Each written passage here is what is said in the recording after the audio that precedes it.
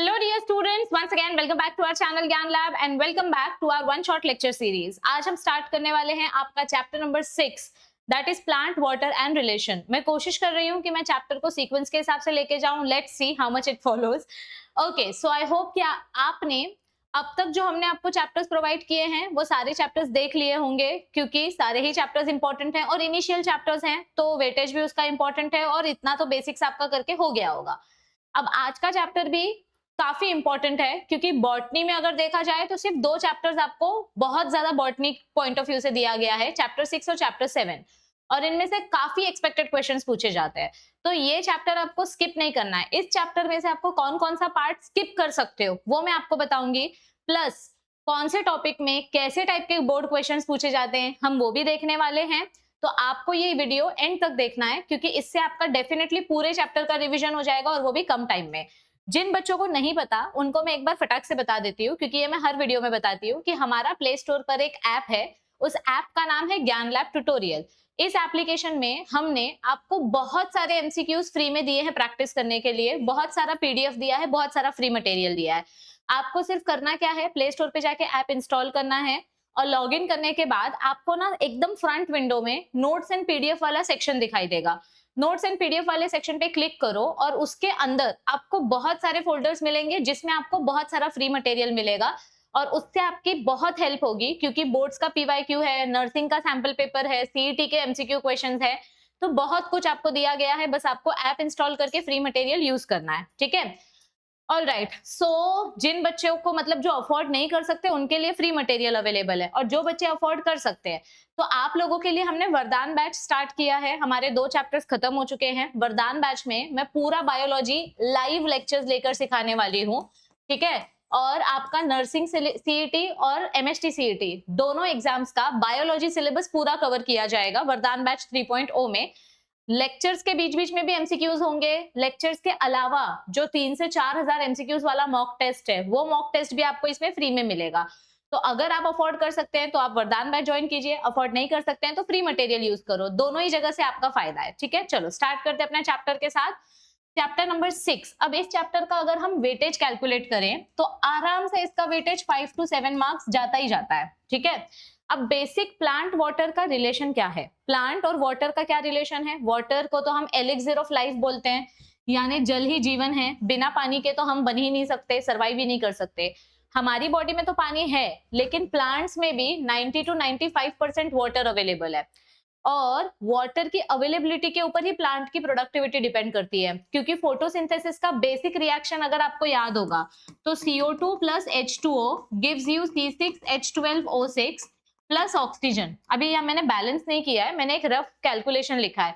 बिना वाटर के फोटोसिंथेसिस हो ही नहीं सकता, तो water is main reactant for productivity of plant. CO2 भी चाहिए, लेकिन वाटर सबसे ज्यादा इंपॉर्टेंट रोल प्ले करता है, क्योंकि वाटर की मदद से प्लांट सेल्स अपना शेप भी मेंटेन कर पाते हैं। इस चैप्टर में एक वर्ड बहुत बार रिपीट होने वाला है, वो मैं यहाँ पर लिख देती हूँ, टर्जिडिटी एंड फ्लैसिडिटी।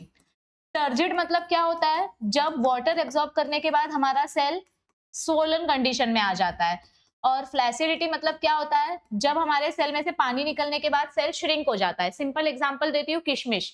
किशमिश को जब आप पानी में भिगाते हो तो किशमिश फूक जाता है, उसको बोलते हैं टर्जिड। और अगर अंगूर को मैंने धूप में सुखाया और अंगूर में से पूरा पानी निकल गया तो वो चपटा हो जाता है, उसको बोलते हैं फ्लैसिड।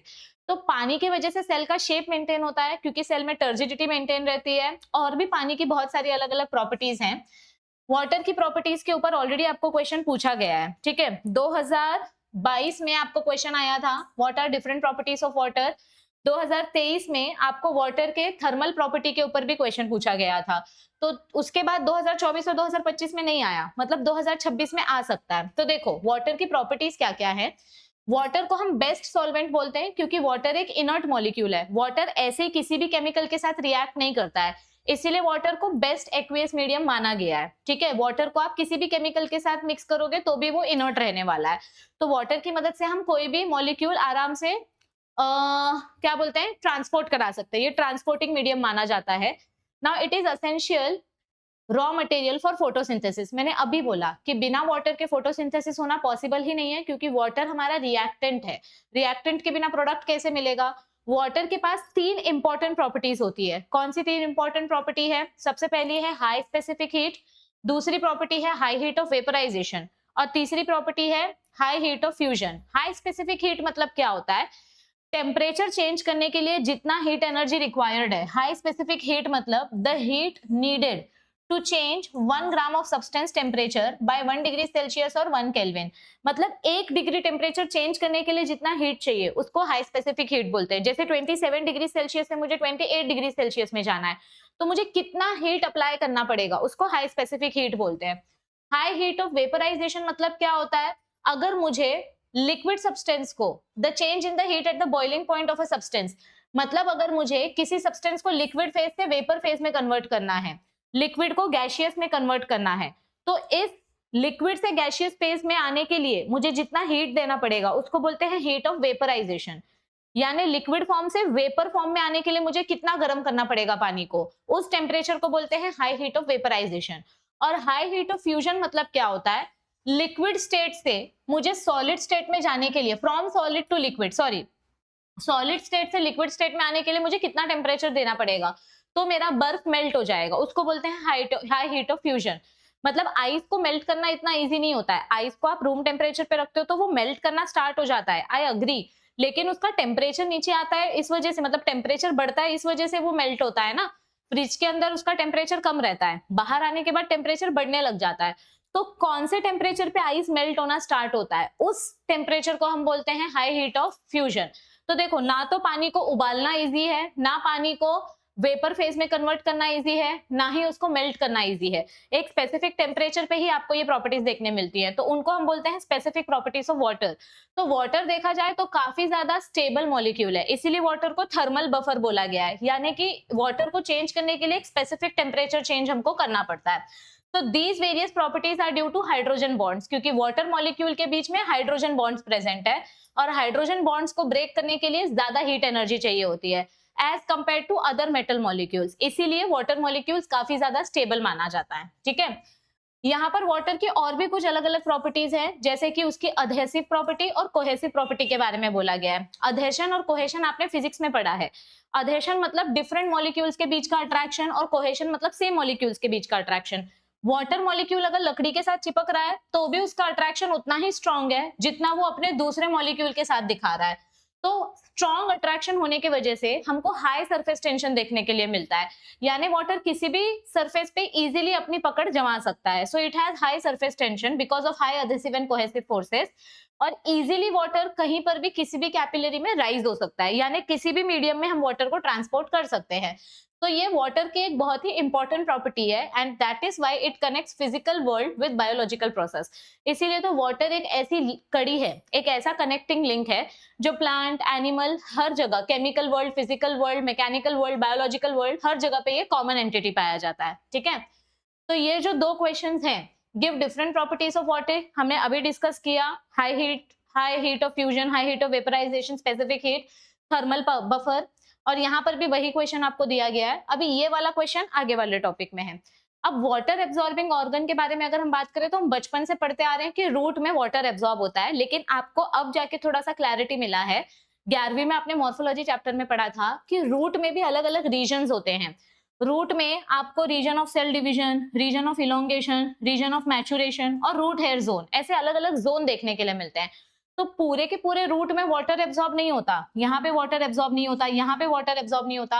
वाटर एब्जॉर्ब होता है जहाँ पे हेयर प्रेजेंट होते हैं। तो ये जो रूट हेयर जोन है, सिर्फ यहीं पर आपका वाटर एब्जॉर्ब होता है, क्योंकि ये जो बाल है, ये बाल ही वाटर एब्जॉर्प्शन करने का काम करते हैं। तो आपका ये सीईटी क्वेश्चन है कि पानी कहाँ एब्जॉर्ब होता है, water is absorbed in the root hair.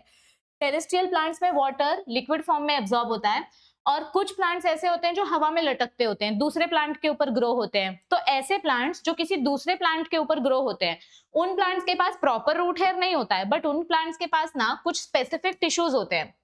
उन प्लांट्स के पास कुछ स्पेशल टाइप के उन प्लांट्स के पास कुछ स्पेशल टाइप के टिश्यूज होते हैं। उन स्पेशल टिश्यूज को हम बोलते हैं वेलामेंट टिश्यू। ये देखो, ये एक प्लांट है जो दूसरे प्लांट पे लटक रहा है, this is an orchid plant जो दूसरे प्लांट पे लटकता है, और इसके पास जो ऐसे स्पॉन्ज जैसा, कापूस जैसा दिखने वाला टिश्यू है, इस टिश्यू को बोलते हैं वेलामेंट टिश्यू। ये वेलामेंट टिश्यू क्या करता है, एटमॉस्फेयर में जो मॉइस्चर अवेलेबल है उस मॉइस्चर को ये एब्जॉर्ब करता है। अगर एक टिपिकल रूट को हम देखेंगे जो आपने 11th स्टैंडर्ड में पढ़ा है, तो टिपिकल रूट हमको 3 पार्ट में डिवाइडेड दिखती है। वो 3 पार्ट्स कौन से हैं, रूट है region, region of elongation, region of cell division, region of root cap, ऐसे हमको 4 पार्ट्स अलग अलग देखने को मिलते हैं। इसमें से ये जो एब्जॉर्प्शन वाला जोन है, यहाँ पर रूट हेयर प्रेजेंट होते हैं, वहीं पर वाटर एब्जॉर्ब होता है। तो जहां रूट हेयर प्रेजेंट होते हैं, वो रूट हेयर कहाँ से डेवलप होते हैं, एपिडर्मल सेल से डेवलप होते हैं। अभी हम ह्यूमंस के स्किन को एपिडर्मिस बोलते हैं, अगर मैं प्लांट की स्किन को भी एपिडर्मिस बोलूंगी तो कंफ्यूजन हो जाएगा, इसीलिए प्लांट की स्किन को हम एपिडर्मिस नहीं बोलते, प्लांट की स्किन को हम बोलते हैं एपिब्लेमा सेल्स। तो ये देखो, ये अपना रूट है, ये रूट के पास ऐसे एपिडर्मल सेल्स होते हैं, इनको हम एपिब्लेमा सेल्स बोलते हैं। यही एपिब्लेमा सेल्स आगे एक्सटेंड होके रूट हेयर बन जाता है। तो इसके अंदर जो न्यूक्लियस है, वो न्यूक्लियस ऐसे साइड में आ जाता है, इसका जो वैक्यूल है वो वैक्यूल ऐसे एक्सटेंड हो जाता है। ये देखो, ये वैक्यूल भी लंबा खींच जाता है, मतलब इमेजिन करो कि मैं सेल को ऐसे खींच के बड़ा कर रही हूँ। तो यहाँ पे जो सेल था, मैंने इस सेल को ऐसे चिमटी काटी और इस सेल को मैंने ऐसे खींच दिया। जब मैं इस सेल को खींच रही हूँ तो इसके अंदर के मॉलिक्यूल्स भी खींच के बड़े हो जा रहे हैं। तो ये इतना बड़ा वैक्यूल है, साइड साइड में साइटोप्लाज्म है, और रूट का जो आउटर मेम्ब्रेन है वो भी स्ट्रेच हो गया है। अब यहाँ पर अगर हम रूट के आउटर मेम्ब्रेन की बात करें, तो रूट के पास 2 आउटर मेम्ब्रेन होती है। सबसे पहली बात कि ये जो रूट हेयर होते हैं, इनकी लेंथ कितनी होती है, the length of the root hair is approximately 1 to 10 mm, और ये काफी शॉर्ट लाइफ वाला स्ट्रक्चर होता है, मतलब रूट हेयर आसानी से सूख जाता है। मेथी के प्लांट में, धनिया के प्लांट में आपको छोटे छोटे रूट हेयर्स देखने को मिलेंगे। ड्राई होते ही ये रूट हेयर्स झड़ जाते हैं, तो ये ज्यादा लाइफ स्पैन नहीं होता है इनका, ये इजीली फटाफट मर जाते हैं। इनका लाइफ स्पैन काफी छोटा होता है, इसीलिए इनको इफेमरल बोलते हैं। They are very delicate, very sensitive. इनके सेंटर में आपको बड़ा सा वैक्यूल देखने मिलता है। ये देखो, सेंटर में इतना बड़ा आपको वैक्यूल देखने के लिए मिलता है। ये वैक्यूल में क्या होता है, फूड स्टोर होता है और वेस्ट मटेरियल स्टोर होता है। इनके पास जो आउटर मेम्ब्रेन है, दे हैव 2 मेम्ब्रेन, एक सेल मेम्ब्रेन, एक सेल वॉल। अब इसकी अगर हम सेल मेम्ब्रेन और सेल वॉल की बात करें, तो इसका जो सेल मेम्ब्रेन है वो सिंगल लेयर है, लेकिन इसकी जो सेल वॉल है वो सेल वॉल 2 लेयर से बनी है। ध्यान से देखो, ये अपना रूट हेयर है, ठीक है, मैंने अंदर बनाया सेल मेम्ब्रेन और बाहर बनाया cell wall. This is cell wall and this is cell membrane. अब अगर मैं सेल वॉल की बात करूं, तो ये सेल वॉल 2 लेयर से बनी है, 1, 2। इसमें से जो आउटर लेयर है, ये आउटर लेयर बनती है पेक्टिन शुगर से, और जो इनर लेयर है, ये इनर लेयर बनती है सेल्यूलोज शुगर से। अभी बच्चे ऐसा बोलते हैं ना कि उनको जो इंसान अच्छा लगता है उसको बोलते हैं ओपी, आउटस्टैंडिंग परफॉर्मेंस, ऐसे कुछ तो बोलते हैं। तो आप ऐसे याद रख सकते हो कि जो आउटर लेयर है वो ओपी है, यानी पेक्टिन शुगर से बनती है। ये मैं 200% गारंटी देके बोलती हूँ कि सीईटी में क्वेश्चन आएगा, क्योंकि ये हर साल सीईटी में पूछा जाता है। तो outer layer of cell wall is made up of pectin and inner layer of cell wall is made up of cellulose. तो ये 2 चीजें आपको कंपलसरी याद रखनी है। अब बात रही इसकी परमिएबिलिटी की, तो सेल वॉल फ्रीली परमिएबल है और सेल मेम्ब्रेन सिलेक्टिवली परमिएबल है। फ्रीली परमिएबल मतलब क्या होता है मैम, और सिलेक्टिवली परमिएबल मतलब क्या होता है? जब हम किसी भी मेम्ब्रेन की परमिएबिलिटी की बात करते हैं तो हमको 3 अलग अलग टाइप की परमिएबिलिटी देखने मिलती है। एक होती है फ्रीली परमिएबल, एक होती है सेमी परमिएबल, और एक होती है सिलेक्टिवली परमिएबल। फ्रीली परमिएबल मतलब कैसी होती है पता है? जैसे समझो डांस इंडिया डांस का ऑडिशन राउंड है, कोई भी आके ऑडिशन दे सकता है, कोई एज क्राइटेरिया नहीं है, रिलीजन क्राइटेरिया नहीं है, कुछ नहीं है, सब लोग अलाउड है। तो फ्रीली परमिएबल यानी सारे मॉलिक्यूल्स सेल वॉल के अंदर आ जाएंगे। मिट्टी, बैक्टीरिया, पानी, जो भी मिट्टी में प्रेजेंट होगा सब कुछ रूट के अंदर घुस जाएगा, that is freely permeable. Semi permeable मतलब क्या होता है? ऐसी चीज जो सिर्फ साइज के हिसाब से हम अब्सॉर्ब करते हैं, दैट इज सेमी परमिएबल। यानी कि चाय जब आप छानते हो तो चाय की छन्नी में से सिर्फ दूध बाहर आता है, चाय पत्ती, दूध की मलाई सब आपकी छन्नी में रह जाती है। तो यहाँ पर हम साइज के हिसाब से फिल्ट्रेशन कर रहे हैं, ठीक है? तो जब आप साइज के बेसिस पे फिल्ट्रेशन करते हो उसको सेमी परमिएबिलिटी बोलते हैं। और सिलेक्टिवली परमिएबल मतलब क्या होता है? जब हम फंक्शन के बेसिस पे परमिएबिलिटी करते हैं, यानी जो चीज इंपॉर्टेंट है सिर्फ वही चीज सेल के अंदर आएगी, जो चीज इंपॉर्टेंट नहीं है वो सेल के अंदर नहीं आएगी। अब जो चीज इंपॉर्टेंट है अगर वो चीज बड़ी हुई तो भी वो सेल के अंदर आएगी क्या? यस, क्योंकि वो इंपॉर्टेंट है। तो सिलेक्टिव परमिएबिलिटी के टाइम पे हम साइज वाइज नहीं देखते, हम ये देखते हैं कि ये हमारे लिए इंपॉर्टेंट है कि नहीं है।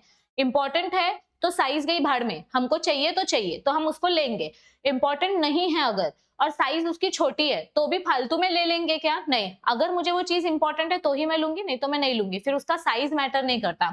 तो सिलेक्टिव परमिएबिलिटी मतलब क्या होता है? उसका फंक्शन के ऊपर डिपेंडेंट होता है, अगर वो चीज इंपॉर्टेंट है तो ही वो चीज हम एब्जॉर्ब करते हैं, नहीं तो वो चीज एब्जॉर्ब नहीं होती है। तो जो सेल वॉल है वो सब कुछ ले लेती है, सेल वॉल फ्रीली परमिएबल है, ठीक है, लेकिन सेल मेम्ब्रेन सिर्फ कुछ ही चीजें एब्जॉर्ब करती है, इट इज सिलेक्टिवली परमिएबल। 2022 में आपको क्वेश्चन पूछा गया था, with the help of a neat label diagram describe the structure of root hair. अगर आपको डायग्राम और डिस्क्रिप्शन ये दोनों वर्ड पूछा गया है, मतलब सिंपल सा क्वेश्चन है, आपको ये डायग्राम भी बनाना है और आपको ये पूरा पैराग्राफ भी एक्सप्लेन करना है। सिर्फ डायग्राम ड्रॉ करने बोला है, डिस्क्राइब करने नहीं बोला है, तो सिर्फ डायग्राम ड्रॉ करना है। लेकिन अगर बोला है with the help of diagram explain, तो आपको आंसर भी लिखना पड़ेगा। तो ये डायग्राम बहुत इंपॉर्टेंट है, ये हर साल पूछा जाता है, 2022 में भी पूछा गया, 2023 में भी इधर पे पूछा गया, draw neat label diagram of root hair, उसमें आपको ये 3 पार्ट्स लेबल करने के लिए बोले गए। तो ये ऐसे बहुत इंपॉर्टेंट क्वेश्चंस आपको पूछे जाते हैं, ठीक है। अब नेक्स्ट आता है water available to roots for absorption, यानी कि कौन सा वाटर रूट के लिए अवेलेबल होता है। तो देखो, रूट के आजू बाजू का जो हिस्सा है ये मेरा रूट है, इसके आजू बाजू की जो मिट्टी है, जो आजू बाजू का एनवायरमेंट है, इस एनवायरमेंट को हम बोलते हैं राइजोस्फीयर। अब जब हम अपने प्लांट में पानी डालते हैं तो सबसे पहले आपको क्या दिखाई देता है कि पानी फटाफट फटाफट नीचे जा रहा है ग्रेविटी की वजह से, और वो पानी पॉट के बाहर चला गया, क्योंकि पॉट में होल्स किए थे हमने वेंटिलेशन के लिए, तो पानी पॉट के बाहर चला गया। तो ऐसा पानी जो मिट्टी में रुकता ही नहीं है, जो बाहर बह जाता है, उसको बोलते हैं ग्रेविटेशनल वाटर। अब ये पानी तो बाहर बह गया, रूट इसको एब्जॉर्ब कर ही नहीं पाई, एब्जॉर्ब करने से पहले ही पानी बाहर चला गया, तो gravitational water is never available for absorption. दूसरा पानी आता है हाइग्रोस्कोपिक वाटर। हाइग्रोस्कोपिक वाटर क्या होता है? जैसे ही आप मिट्टी में पानी डालते हो, सबसे पहले मिट्टी उस पानी को सोख लेती है, the soil absorbs the water, मतलब रूट के पास वो पानी जाने से पहले मिट्टी के साथ चिपक जाता है। तो ऐसा पानी भी हमारे प्लांट के लिए अवेलेबल नहीं होगा, so roots can not absorb hygroscopic water.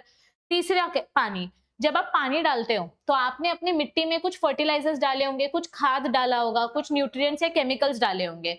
तो जब आप पानी डालते हो, अगर आपका पानी उस केमिकल के साथ कंबाइन हो गया तो उसको हम बोलते हैं कंबाइन वाटर, जो कि अलग अलग टाइप के सॉल्ट के साथ कंबाइन हो जाता है। Now this water is also not available for absorption. तो बचा क्या?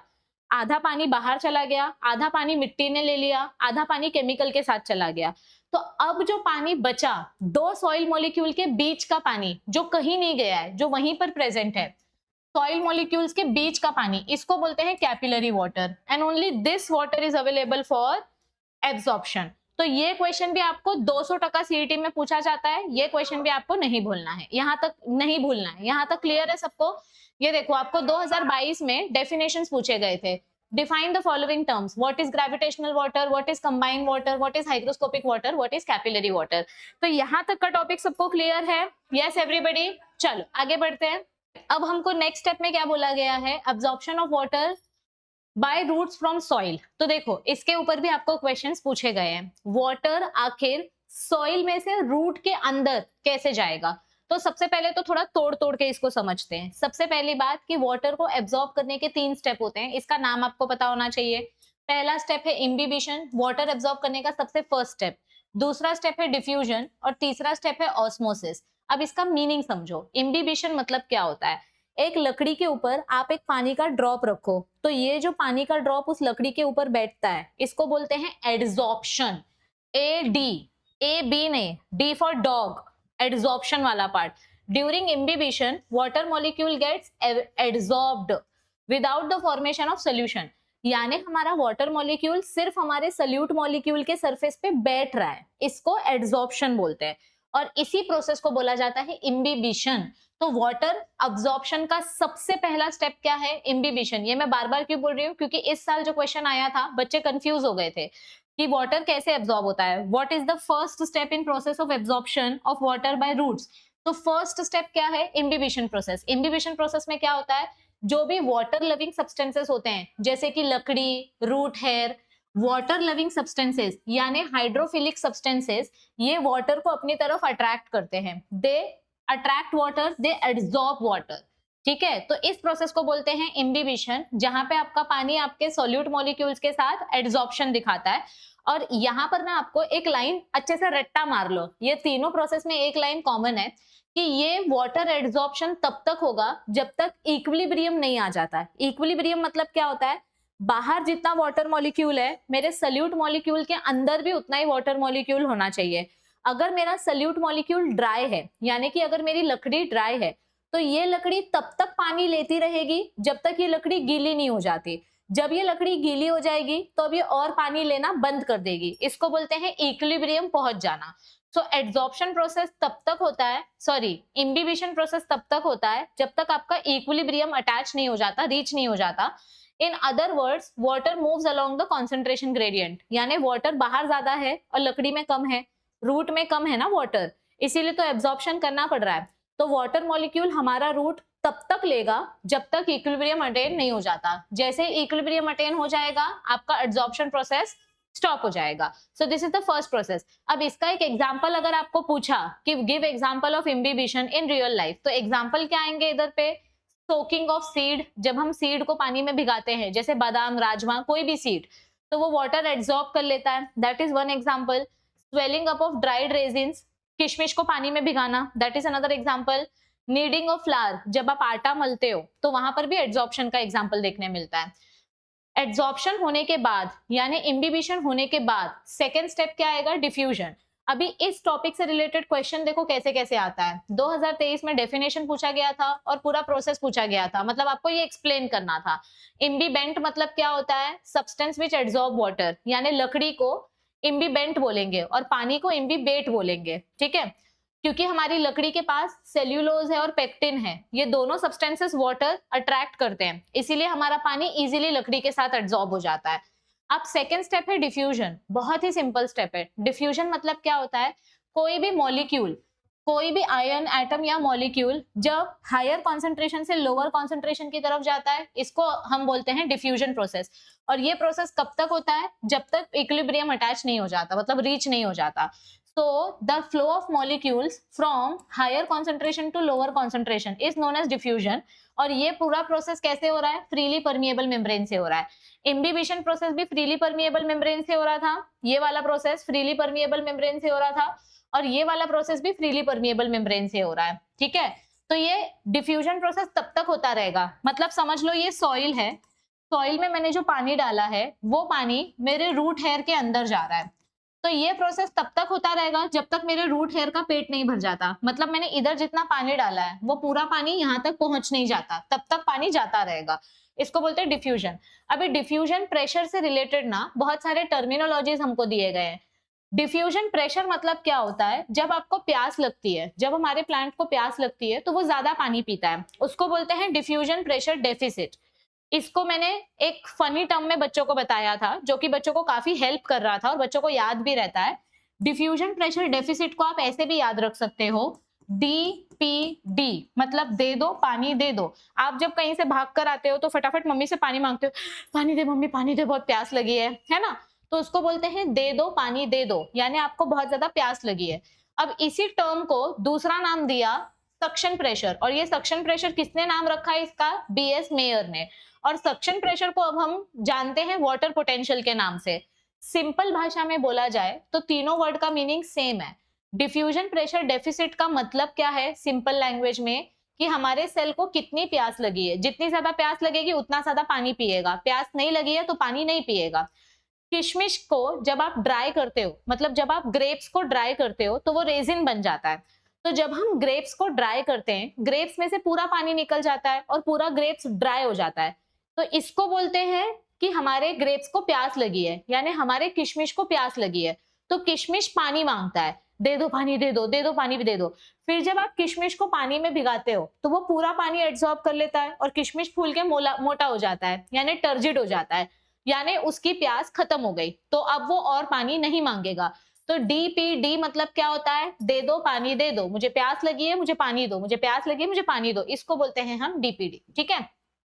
और जैसे ही उसका प्यास खत्म हो जाता है तो उसका DPD प्रोसेस स्टॉप हो जाता है। अब ऑस्मोसिस मतलब क्या होता है, बहुत सारे बच्चों को इसको लेकर कंफ्यूजन है।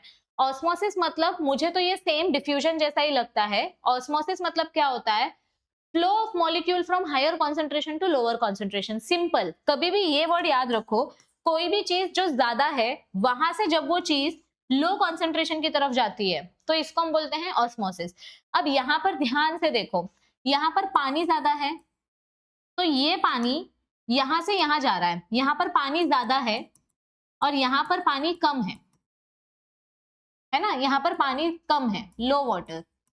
तो ऑस्मोसिस को हम पानी के टर्म्स में भी डिफाइन कर सकते हैं, शुगर के टर्म्स में भी डिफाइन कर सकते हैं।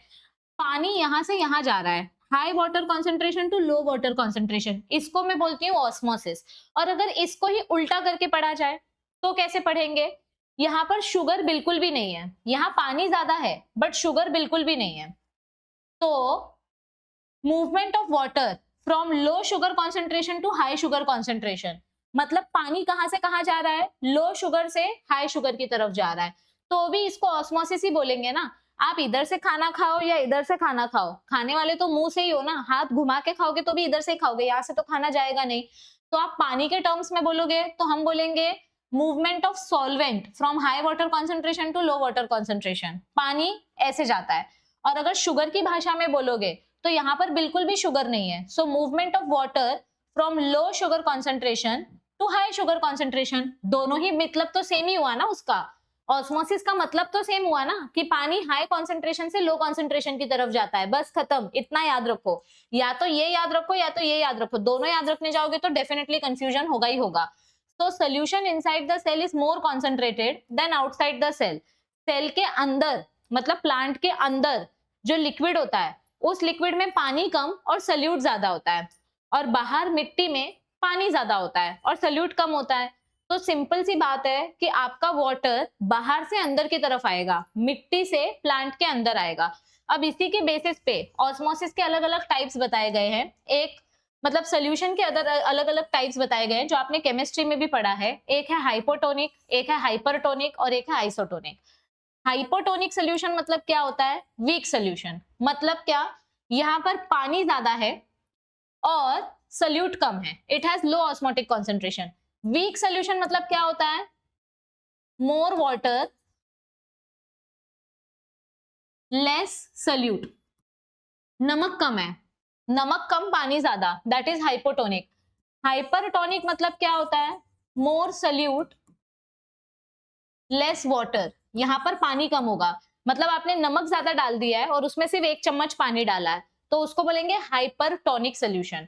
और आइसोटोनिक मतलब क्या होगा कि नमक और पानी दोनों आपने इक्वल अमाउंट में डाला है तो दोनों का इक्वल बैलेंस मेंटेन्ड है, दैट इज आइसोटोनिक सोल्यूशन। ठीक है, अभी ऑस्मोसिस के भी 2 टाइप्स बताए गए हैं, एक है एक्सोऑस्मोसिस, एक है एंडोऑस्मोसिस। एक्सोऑस्मोसिस में क्या होता है, जब हम अपने सेल में से पानी बाहर निकालते हैं, अगर मैं इस ग्रेप को नमक के पानी में डालूं तो सॉल्ट का क्या काम होता है, डिहाइड्रेशन करने का, सॉल्ट पूरा मॉइस्चर एब्जॉर्ब कर लेता है। तो मैंने इस ग्रेप्स को नमक के पानी में डाला तो इसमें का ग्रेप्स का पूरा जूस बाहर आ गया, ग्रेप्स का पूरा जूस अगर बाहर आ गया तो आपका ग्रेप्स पचक जाएगा, इसको बोलते हैं एक्सोऑस्मोसिस, यानी अंगूर का जूस बाहर आ जाना, exosmosis, migration of solvent from the cell outside.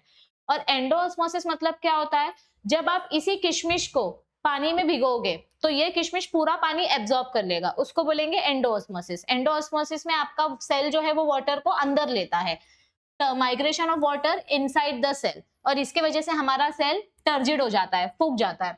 और जब हमारा सेल टर्जिड हो जाता है तो हमारे सेल का टर्गर प्रेशर बढ़ जाता है।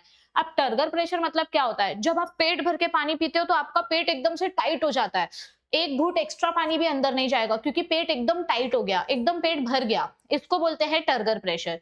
पानी पी पी के सेल एकदम मोटा हो जाता है तो हमारा टर्गर प्रेशर बढ़ चुका है। ठीक है, अभी टर्गर प्रेशर इतना बढ़ जाता है कि आपका सेल फट भी सकता है, लेकिन सेल फटे ना, इसीलिए बाहर से वॉल प्रेशर अप्लाई किया जाता है।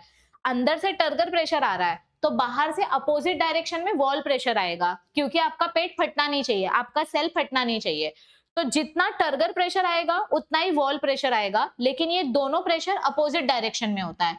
टर्गर प्रेशर इधर से आता है और वॉल प्रेशर इधर से आता है, दोनों का इंटेंसिटी सेम है, दोनों प्रेशर की इंटेंसिटी सेम है, लेकिन ये दोनों प्रेशर अपोजिट डायरेक्शन में अप्लाई किए जाते हैं। यहां तक सबको समझ में आया है, ये दोनों प्रेशर की इंटेंसिटी हमको सेम बताई गई है, लेकिन ये प्रेशर कैसे अप्लाई किया जाता है, अपोजिट डायरेक्शन में अप्लाई किया जाता है। Okay, so turgor pressure is the pressure which is exerted by turgid cell sap, मतलब ये प्रेशर सेल के अंदर से आता है और वॉल प्रेशर सेल के बाहर से आता है। दोनों प्रेशर इक्वल होता है, लेकिन ये दोनों प्रेशर अपोजिट डायरेक्शन में काम करता है, ठीक है। ओके, ऑस्मोटिक प्रेशर मतलब क्या होता है? It is the pressure of the solution which is required in opposite direction so as to stop the entry of the solvent molecules into the cell. एक बार सेल का पेट भर गया, उसने पानी पी के अपना पेट भर लिया, तो अब और पानी नहीं पिएगा वो, उसको बोलते हैं ऑस्मोटिक प्रेशर। यानी पानी पीना स्टॉप करो। जब आपको प्यास लगी है तो आप पानी पियोगे, मतलब आपका डीपीडी, ये देखो, जब आपको प्यास लगी है, दे दो पानी दे दो, तो आप पानी पीना स्टार्ट करोगे क्योंकि आपका सेल एकदम फ्लैट है, तो आपका पानी पियोगे पियोगे पियोगे, फिर आपका पेट भर जाएगा तो आप पानी पीना बंद कर दोगे। तो जब आपको प्यास लगती है, फ्लैसिड सेल मतलब चपटा सेल, तो आपका टर्गर प्रेशर 0 रहता है। जब आपको प्यास लगती है तो आपका पेट एकदम अंदर रहता है ना, आपको पानी चाहिए, आपको प्यास लगी है, तो उस टाइम पे आपका टर्गर प्रेशर 0 रहता है और आपका DPD is equals to osmotic pressure, मतलब उस टाइम पे आप पानी पीते हो तो ऑस्मोटिक प्रेशर उल्टा काम करता है। लेकिन जब आपका पेट भर जाता है, अब मुझे और पानी नहीं पीना है, आपका पेट एकदम भर चुका है, टर्जिड सेल हो चुका है, तो अब आपका डीपीडी 0 हो जाएगा। दे दो पानी दे दो, नहीं और पानी नहीं चाहिए अब मुझे, बस हो गया। तो यहाँ पर आपका turgor pressure will be equal to osmotic pressure, मतलब अब आपका पानी पीने का प्रोसेस बंद हो जाएगा। तो ऑस्मोटिक प्रेशर दोनों जगह पे काम करता है, प्यास लगती है तो पानी पियोगे, पेट भर गया तो पानी पीना स्टॉप कर दोगे। तो टर्गर प्रेशर मतलब क्या? पेट भर चुका है। और डीपीडी मतलब क्या होता है कि प्यास लगी है, दे दो पानी दे दो, ठीक है। यहाँ तक सबको क्लियर है? ये इक्वेशन बहुत इंपॉर्टेंट है, इसमें से बोर्ड्स में एमसीक्यू पूछा जाता है, सीईटी में एमसीक्यू पूछा जाता है, तो इस टॉपिक को बिल्कुल भी स्किप नहीं करना है, ओके। ये देखो 2023 में आपको क्वेश्चन भी पूछा गया था कि अगर हमारा सेल फ्लैट है मतलब उसका पेट अंदर होगा, करेक्ट। अगर हमारे सेल का पेट भरा हुआ है तो वो और पानी पिएगा क्या? नहीं, सेल का पेट ऑलरेडी भरा है ना, तो वो और पानी नहीं पी सकता, ये भी करेक्ट। अगर हमारे सेल का पेट भरा हुआ है तो उसका turgor pressure will be equal to osmotic pressure, yes. Water potential of pure water is negative, ये जो स्टेटमेंट है ये इनकरेक्ट स्टेटमेंट है और ये हमको आगे वाले टॉपिक में दिया गया है, यहाँ पर वाटर पोटेंशियल के वाले में। अभी टर्गर प्रेशर का इंपॉर्टेंस क्या है? देखो, जब हमारे सेल का पेट भरा रहता है तो सेल का शेप अच्छा रहता है, सेल अपना स्ट्रक्चर पूरा प्रॉपर्ली मेंटेन करके रखता है। So that is the importance of turgor pressure and osmosis. Facilitated diffusion मतलब क्या होता है? आप लोगों ने 11th स्टैंडर्ड में पढ़ा था, कुछ मॉलिक्यूल्स ऐसे होते हैं जो कि हाइड्रोफोबिक और ऐसा बोल सकते हैं हम, जो लिपिड के साथ इजीली ये नहीं होते, डिसॉल्व नहीं होते, या लिपिड मॉलिक्यूल्स के साथ उनकी कंपैटिबिलिटी ज्यादा नहीं होती है। तो ऐसे मॉलिक्यूल्स जो सेल मेम्ब्रेन के आर पार नहीं जा सकते, ये देखो ये सेल मेम्ब्रेन है, ये मॉलिक्यूल आसानी से सेल मेम्ब्रेन के आर पार जा रहा है, पानी आसानी से जा रहा है। लेकिन कुछ मॉलिक्यूल्स ऐसे होते हैं जो सेल मेम्ब्रेन के आर पार नहीं जा सकते, तो उन मॉलिक्यूल्स को ट्रांसपोर्ट करने के लिए हमको स्पेशल चैनल बनाना पड़ता है। 11वीं में हमने पढ़ा था, ऐसे टनल प्रोटीन्स होती हैं, चैनल प्रोटीन्स होती हैं, वो फ्लूइड मोजाइक मॉडल आपको याद आ रहा होगा, चैप्टर नंबर 5 में हमने पढ़ा था। तो ऐसे स्पेशल मॉलिक्यूल्स को ट्रांसपोर्ट करने के लिए जब हम स्पेशल चैनल बनाते हैं, ऐसे टाइप के डिफ्यूजन को बोलते हैं फैसिलिटेटेड डिफ्यूजन। और ये जो चैनल होती हैं, ये चैनल जिस प्रोटीन से बनती है उस प्रोटीन को बोलते हैं एक्वापोरिन। यानी कि वाटर मॉलिक्यूल या किसी भी हाइड्रोफोबिक सब्सटेंस को ट्रांसपोर्ट करने के लिए हमने एक स्पेशल चैनल बनाया है, तो ये चैनल आपको याद रखना है। कभी कभी ये प्रोसेस एटीपी के साथ होता है, कभी कभी प्रोसेस विदाउट एटीपी होता है। फैसिलिटेटेड वर्ड का मतलब होता है कि हम यहाँ पर स्पेशल फैसिलिटी बना रहे हैं ताकि हमारा वाटर मॉलिक्यूल ट्रांसपोर्ट हो सके, और ये बिना एटीपी के होता है, विदाउट एक्सपेंडिचर ऑफ एनर्जी। यहाँ तक सबको समझा? चलो आगे देखते हैं। वाटर पोटेंशियल मतलब क्या होता है, इसी से रिलेटेड क्वेश्चन हमको यहाँ पर भी दिया गया है ना, व्हाट इज वाटर पोटेंशियल। तो देखो, वाटर पोटेंशियल का अगर मैं आपको एक लाइन में मीनिंग एक्सप्लेन करूं, the ability of the water to dissolve with solute molecule is known as water potential। और water potential को ही हम chemical potential के नाम से भी जानते हैं। ये बेसिकली ग्रीक लेटर से रिप्रेजेंट किया जाता है। Water potential of protoplasm, protoplasm मतलब क्या? सेल का cytoplasm. It is equal but opposite in sign to DPD and it has always negative value. यहाँ पर क्वेश्चन क्या दिया गया था? Water potential of pure water is negative. ये गलत है, क्योंकि प्योर वाटर का वाटर पोटेंशियल हमेशा 0 होता है। जब हमारा वाटर किसी सल्यूट मॉलिक्यूल के साथ ऐड होता है तो उसकी वैल्यू कम हो जाती है, प्योरिटी कम हो जाती है, उसको बोलते हैं नेगेटिव वैल्यू। तो यहाँ ध्यान से देखो, वाटर पोटेंशियल का प्योर वाटर का वैल्यू कितना होता है? प्योर वाटर का वाटर पोटेंशियल हमेशा 0 होता है। जैसे ही हम इसमें कोई सल्यूट ऐड करते हैं उससे हमारे वाटर की प्यूरिटी कम हो जाती है और उसकी वैल्यू नेगेटिव हो जाती है। Is this clear? तो वाटर पोटेंशियल को हम किस लेटर से एक्सप्रेस करते हैं और इसको कौन से यूनिट से हम एक्सप्रेस करते हैं, ये आपको पता होना चाहिए। अब यहाँ पर देखो, आपको एकदम सिंपल टर्म्स में एक्सप्लेन किया गया है। ये अपना प्योर वाटर है। जैसे ही ये वाटर सेमी परमिएबल मेम्ब्रेन यानी कि रूट हेयर के अंदर आना चालू करेगा, तो रूट हेयर के अंदर ऑलरेडी सल्यूट प्रेजेंट होता है, मतलब स्टार्च वगैरह प्रेजेंट होता है रूट हेयर के अंदर।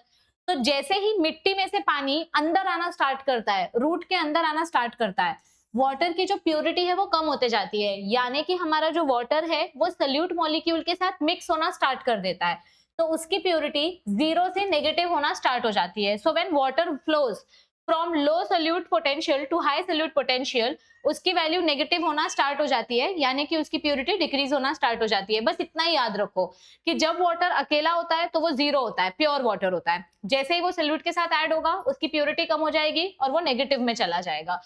वाटर पोटेंशियल या वाटर अब्जॉर्प्शन कैसे अफेक्ट हो सकता है? What are the factors which affect water absorption? ये क्वेश्चन 2024 में भी पूछा गया था, 2025 में भी पूछा गया था कि वाटर पोटेंशियल क्या होता है and which factors affect water absorption. यानी हमारे रूट में पानी अगर एब्जॉर्ब नहीं हो रहा है तो क्यों एब्जॉर्ब नहीं हो रहा है, क्या क्या रीजन उसके पीछे हो सकते हैं? तो पहला रीजन क्या है? Presence of capillary water is essential, यानी कि आपके सॉइल मॉलिक्यूल्स के बीच में पानी होना चाहिए तभी तो रूट एब्जॉर्ब करेगा। सो दिस इज फर्स्ट फैक्टर। दूसरा फैक्टर क्या है कि टेम्परेचर ऑप्टिमम होना चाहिए। 20 से 30 डिग्री के बीच में टेम्परेचर रहेगा तो वाटर अच्छे से एब्जॉर्ब होगा। अगर पानी में बहुत ज्यादा सल्यूट हमने डाला है, मतलब बहुत ज्यादा फर्टिलाइजर और बहुत ज्यादा अलग अलग खाद वगैरह हमने डाल के रखी है, तो हमारा पानी उस केमिकल के साथ ही मिक्स हो जाएगा और कंबाइन वाटर बन जाएगा और रूट के लिए पानी बचेगा ही नहीं। So this also affects water absorption. अगर ऑक्सीजन सप्लाई प्रॉपर नहीं है, एयर प्रॉपरली अवेलेबल नहीं है, तो भी वाटर एब्जॉर्प्शन अफेक्ट होता है। Increased transpiration accelerates the rate of absorption of water in the irrigated soil। मतलब क्या बोला गया है? Increased transpiration accelerates the rate of absorption, यानी कि जितना ज्यादा आप ट्रांसपिरेशन करोगे उतना ज्यादा आपका वाटर एब्जॉर्प्शन होगा। ट्रांसपिरेशन मतलब क्या होता है? आपके लीफ में से जो वाटर निकलता है उसको ट्रांसपिरेशन बोलते हैं। ये देखो, यहां से लीफ में से जो पानी आ रहा है, पानी बाहर आ रहा है स्टोमाटा से, इसको ट्रांसपिरेशन प्रोसेस बोलते हैं। अगर ट्रांसपिरेशन ज्यादा होगा तो रूट से ज्यादा पानी मंगाया जाएगा। मतलब सिंपल टर्म्स में ऐसा कुछ आपको लॉजिक देखने के लिए मिलेगा। कहां गया? हाँ, ये देखो, जितना ज्यादा ट्रांसपिरेशन करेंगे उतना ज्यादा प्रेशर रूट पे पड़ेगा और रूट को उतना ज्यादा पानी एब्जॉर्ब करना पड़ेगा। तो जितना ज्यादा ट्रांसपिरेशन होगा उतना ज्यादा वाटर एब्जॉर्प्शन होगा। सो this is the another factor which affects water absorption. तो यहाँ पे आपको पॉइंट्स दिए और इसी बेसिस पे आपको क्वेश्चंस पूछे जाते हैं। नेक्स्ट क्वेश्चन है प्लाज्मोलिसिस। प्लाज्मोलिसिस मतलब क्या होता है कि जब धूप पड़ती है, गर्मी पड़ती है, तो आपका जब पानी, मतलब जब आपका सेल ब्रेक हो जाता है और उसमें से पानी इवेपोरेट हो जाता है, उसको बोलते हैं प्लाज्मोलिसिस। तो बेसिकली सेल में से पानी बाहर आ जाना, this process is known as plasmolysis. जब आपके सेल में से पानी बाहर आ जाता है तो अंदर से आपका साइटोप्लाज्म श्रिंक हो जाता है और साइटोप्लाज्म और सेल मेम्ब्रेन के बीच में बहुत ज्यादा गैप हो जाता है। तो सेल बिकम्स फ्लैसिड, सेल चपटा हो गया है और सेल वॉल और साइटोप्लाज्म के बीच में काफी बड़ा गैप हो जाता है जहां पर आपको पानी भरना पड़ता है क्योंकि आपका पानी बाहर चला गया है सेल का। जब आप इस सेल में पानी वापस भरोगे तो उसको बोलते हैं डीप्लाज्मोलिसिस, यानी कि हमारा सेल एक बार फिर से पानी पी के फिर से टर्जिड हो जाता है। ये वाला सेल प्लाज्मोलिसिस वाला सेल है, ये वाला सेल टर्जिड सेल है। इसको प्लाज्मोलिसिस बोलते हैं, इसको डीप्लाज्मोलिसिस बोलते हैं। जब हमारा सेल पानी पी लेता है तो इसका टर्गर प्रेशर हाई हो जाता है, the turgor pressure becomes high, और अब इसको प्यास नहीं लगी है, इसका डीपीडी 0 हो जाता है और टर्गर प्रेशर हाई हो जाता है। यहाँ पर सेल के पास पानी ही नहीं है तो यहाँ पर डीपीडी हाई है और टर्गर प्रेशर 0 है क्योंकि इसको प्यास लगी है, ये बोल रहा है मुझे पानी दो, मुझे पानी दो। तो दैट इज प्लाज्मोलिसिस वाला concept. Path of water across the root. अब पानी कैसे एब्जॉर्ब होता है मैंने आपको पहले भी बताया था, 3 स्टेप में होता है। पहला स्टेप होता है इम्बिबिशन, दूसरा स्टेप होता है डिफ्यूजन, तीसरा स्टेप होता है ऑस्मोसिस। लेकिन पानी रूट के अंदर कैसे जाता है, उसका रास्ता क्या है, पानी अंदर ट्रैवल कैसे करता है? तो देखो, रूट से आपका जो रूट हेयर है, रूट हेयर और जाइलम, इसके बीच में बहुत सारे सेल्स आते हैं। तो पानी को इतना बड़ा रास्ता ट्रैवल करके फिर वो जाइलम फ्लोएम तक पहुंचता है। तो ये बीच में जो रास्ता ट्रैवल करना है, ये कैसे ट्रैवल करता है? ये ट्रैवल करने के 2 तरीके होते हैं, एक होता है अपोप्लास्ट पाथवे, एक होता है सिम्प्लास्ट पाथवे। जब हमारा पानी बाहर के रास्ते से आता है, फ्रॉम नॉन लिविंग पार्ट्स। ये देखो, ये बाहर वाला रास्ता है, ये नॉन लिविंग टिश्यू है। तो जब हमारा पानी बाहर बाहर से जाता है तो इस पाथवे को बोलते हैं अपोप्लास्ट पाथवे। ये पाथवे कहाँ तक कंटिन्यू होता है? ये पाथवे एंडोडर्मिस तक कंटिन्यू होता है। एंडोडर्मिस तक जाने के बाद यहाँ पर ना एक शुगर की लेयर आ जाती है, इसको बोलते हैं सुबेरिन शुगर। ये काफी थिक शुगर होती है जिसके वजह से पानी आगे नहीं ट्रैवल कर सकता, तो फिर पानी को अपना रास्ता बदल के अंदर आना पड़ता है। मतलब इसने शुरुआत बाहर से की थी, स्टार्टिंग पॉइंट इसका आउटर टिश्यू था, लेकिन एंडोडर्मिस के बाद जब कैस्पेरियन स्ट्रिप आ गई तो इसको अपना रास्ता बदलना पड़ा और फिर ये पानी अंदर से गया और फिर ये जाइलम तक आया। तो इस टाइप के पाथवे को, जहां पे शुरुआत बाहर से होती है, इस पाथवे को बोलते हैं अपोप्लास्ट पाथवे। और अगर स्टार्टिंग से ही हमारा पानी अंदर से जा रहा है, सेल टू सेल ट्रांसफर हो रहा है, दो सेल के बीच का जो ब्रिज होता है उसको बोलते हैं प्लाज्मोडेस्माटा। तो अगर पानी अंदर से ही जा रहा है, स्टार्टिंग से ही पानी लिविंग टिश्यूज के बीच में से जा रहा है, तो इस टाइप के पाथवे को बोलते हैं सिम्प्लास्ट पाथवे। अब यहाँ पर पहले साइंटिस्ट लोगों को ये नहीं पता था कि कैस्पेरियन स्ट्रिप के बीच में स्पेशल रूट्स होती है। ये बाद में पता चला कि कैस्पेरियन स्ट्रिप के बीच में सेकेंडरी रूट्स होती है, इनको हम सेकेंडरी रूट्स बोलते हैं। तो बाद में ये ऑब्जर्व किया गया कि हमारा जो पानी है उसको अंदर आने की जरूरत नहीं है, वो इसी सेकेंडरी रूट्स की मदद से बाहर बाहर से ही फ्लोएम के पास जा सकता है। मतलब यहाँ से इसको रास्ता बदलकर अंदर आने की जरूरत नहीं है। ये बाद में पता चला, ये डिस्कवरी थोड़ी बाद में हुई, सेकेंडरी रूट्स के बारे में हमको थोड़ा सा बाद में पता चला। लेकिन उसके पहले जितना हमको पता था उससे यही पता था कि अगर पानी की ट्रैवलिंग की शुरुआत पहले ही बाहर से हो रही है तो उसको अपोप्लास्ट पाथवे बोलते हैं, from outer non living tissue. और अगर वो अंदर से ट्रैवल कर रहा है, अंदर लिविंग टिश्यूज होते हैं, तो इस टाइप के पाथवे को सिम्प्लास्ट पाथवे बोलते हैं। आपको बोर्ड्स में क्वेश्चन पूछा गया था, ए और बी लेबल करने के लिए बोला था। देखो, ये पानी डायरेक्ट अंदर से लिविंग टिश्यूज के बीच बीच में से जा रहा है, सेल के बीच में से जा रहा है, तो ये सिम्प्लास्ट पाथवे हुआ। और यहाँ पर पानी बाहर बाहर से जा रहा है, सेल के एकदम आउटर लेयर से जा रहा है, आउटर लेयर ना, तो ये हो गया अपोप्लास्ट पाथवे।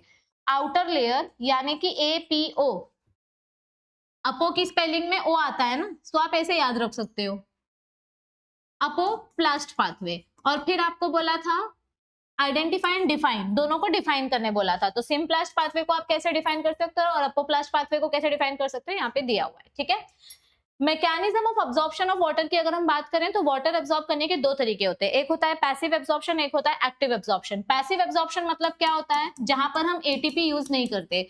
अगर बिना एटीपी के पानी एब्जॉर्ब करना है मतलब यहाँ पर ट्रांसपीरेशन ज्यादा होना चाहिए, और ये प्रोसेस हमको दिन के समय देखने मिलता है। दिन में धूप ज्यादा होती है, धूप ज्यादा होने की वजह से लीफ में से पानी इवेपोरेट होते रहता है। तो जब लीफ में से पानी इवेपोरेट होगा तो प्रेशर नीचे रूट पे बनेगा, तो आप रूट में से पानी मांगते जाओगे और लीफ को पानी मिलता जाएगा। तो जब तक ट्रांसपीरेशन हो रहा है तब तक हमारा रूट हमको पानी दे रहा है। तो यहाँ पर बिना एटीपी यूज किए हम अपना एब्जॉर्प्शन प्रोसेस चालू रखते हैं और इसको बोलते हैं पैसिव एब्जॉर्प्शन। प्लांट्स में 98% वाटर पैसिव एब्जॉर्प्शन से ही होता है और ये प्रोसेस दिन के टाइम पर ही होता है जब ट्रांसपीरेशन चालू होता है। तो ये आपको याद रखना है, ठीक है। पैसिव एब्जॉर्प्शन के टाइम पे हम बिल्कुल भी एटीपी यूज नहीं करते और यहाँ पर रेस्पिरेशन रेट भी अफेक्ट नहीं होता है। लेकिन एक्टिव एब्जॉर्प्शन कब होता है? ये प्रोसेस रात के टाइम पे होता है जब आपका ट्रांसपीरेशन प्रोसेस स्टॉप हो जाता है। This process occurs at night when transpiration stops, क्योंकि रात के टाइम पे स्टोमाटा बंद हो जाता है, गार्ड सेल्स बंद हो जाते हैं, तो अब ट्रांसपीरेशन नहीं हो रहा है और रात को धूप भी नहीं है, तो अब प्लांट को पानी नहीं चाहिए, पर फिर भी रूट का जो काम है वो तो अपना काम करते रहेगा। तो रूट जबरदस्ती पानी एब्जॉर्ब करते रहता है और आपको भी पता है और मुझे भी पता है, कोई भी काम अगर हम जबरदस्ती करेंगे तो एनर्जी लगानी पड़ती है, एक्स्ट्रा एनर्जी लगानी पड़ती है, और इसीलिए एक्टिव एब्जॉर्प्शन में हमको यहाँ पर एनर्जी लगानी पड़ती है क्योंकि यहाँ पर जबरदस्ती बिना ट्रांसपीरेशन के पानी एब्जॉर्ब करना पड़ रहा है। अब एक्टिव एब्जॉर्प्शन में भी दो टाइप है, एक ऑस्मोटिक एक नॉन ऑस्मोटिक। तो इसके सिर्फ साइंटिस्ट का नाम आपको याद रखना है, इस पे से ज्यादा क्वेश्चंस नहीं पूछे जाते हैं। Osmotic absorption Atkins and Priestley ने प्रपोज किया था और इन्होंने क्या बोला था कि ऐसा टाइप का जो एब्जॉर्प्शन होता है ना, इसमें हम डायरेक्टली एटीपी यूज नहीं करते, यहाँ पर हम लिविंग सेल्स की एक्टिविटी की मदद से पानी एब्जॉर्ब करते हैं। मतलब ये जो बीच बीच के सेल्स है, कॉर्टेक्स, कैस्पेरियन स्ट्रिप, पेरिसाइकिल वगैरह, ये सेल्स अपना एटीपी यूज करते हैं और उसकी वजह से वाटर एब्जॉर्प्शन होता है। तो that is osmotic absorption. Non osmotic absorption किसने प्रपोज किया था? क्रेमर एंड थिमन ने एब्जॉर्ब किया था और इन्होंने क्या बोला था कि कभी कभी वाटर सॉइल से कॉन्सेंट्रेशन ग्रेडियंट के अगेंस्ट एब्जॉर्ब होता है और यहाँ पे डायरेक्ट एटीपी यूज होती है। बेसिकली मैं बताऊं सिंपल भाषा में, यहाँ पे एटीपी हम कब यूज करते हैं? जब ऑक्सीजन कम होता है, जब टेम्परेचर बहुत ज्यादा ठंडा होता है, उस टाइम पे हम ये वाला एब्जॉर्प्शन करते हैं। और ये वाला एब्जॉर्प्शन हम नॉर्मल सीजन में करते हैं, रात के टाइम पे। ये वाला एब्जॉर्प्शन यूजुअली विंटर सीजन में होता है, जब ऑक्सीजन की कमी होती है, रेस्पिरेशन प्रोसेस ठीक से नहीं होता है, उस टाइम पे। तो ये डिफरेंस है दोनों में, बस। ठीक है, ओके। अब नेक्स्ट टॉपिक है ट्रांसलोकेशन ऑफ वाटर। चलो अब ये वाला टॉपिक देखते हैं। ओके, अब ट्रांसलोकेशन ऑफ वाटर में हमें क्या बोला गया है? सबसे पहली बात तो ट्रांसलोकेशन ऑफ वाटर का दूसरा नाम है एसेंट ऑफ सैप। असेंट मतलब ट्रांसलोकेशन और सैप मतलब वाटर। अब देखो, प्लांट में दो टाइप के कंडक्टिंग टिश्यूज है, एक है जाइलम, एक है फ्लोएम। आपको भी पता है और मुझे भी पता है कि जाइलम जो है ये वाटर ट्रांसपोर्ट करने का काम करता है, और फ्लोएम जो है ये फूड ट्रांसपोर्ट करने का काम करता है। अब जिन बच्चों को ये याद नहीं रहता, उनको कैसे याद रखना है, मैं एक सिंपल सी ट्रिक बताती हूँ। जब आप एबीसीडी बोलते हो तो एबीसीडी में you V W x, W और एक्स एक दूसरे के बाजू में आते हैं, ये दो लेटर्स। तो डब्ल्यू से वाटर और एक्स से जाइलम, यानी water is always transported by xylem.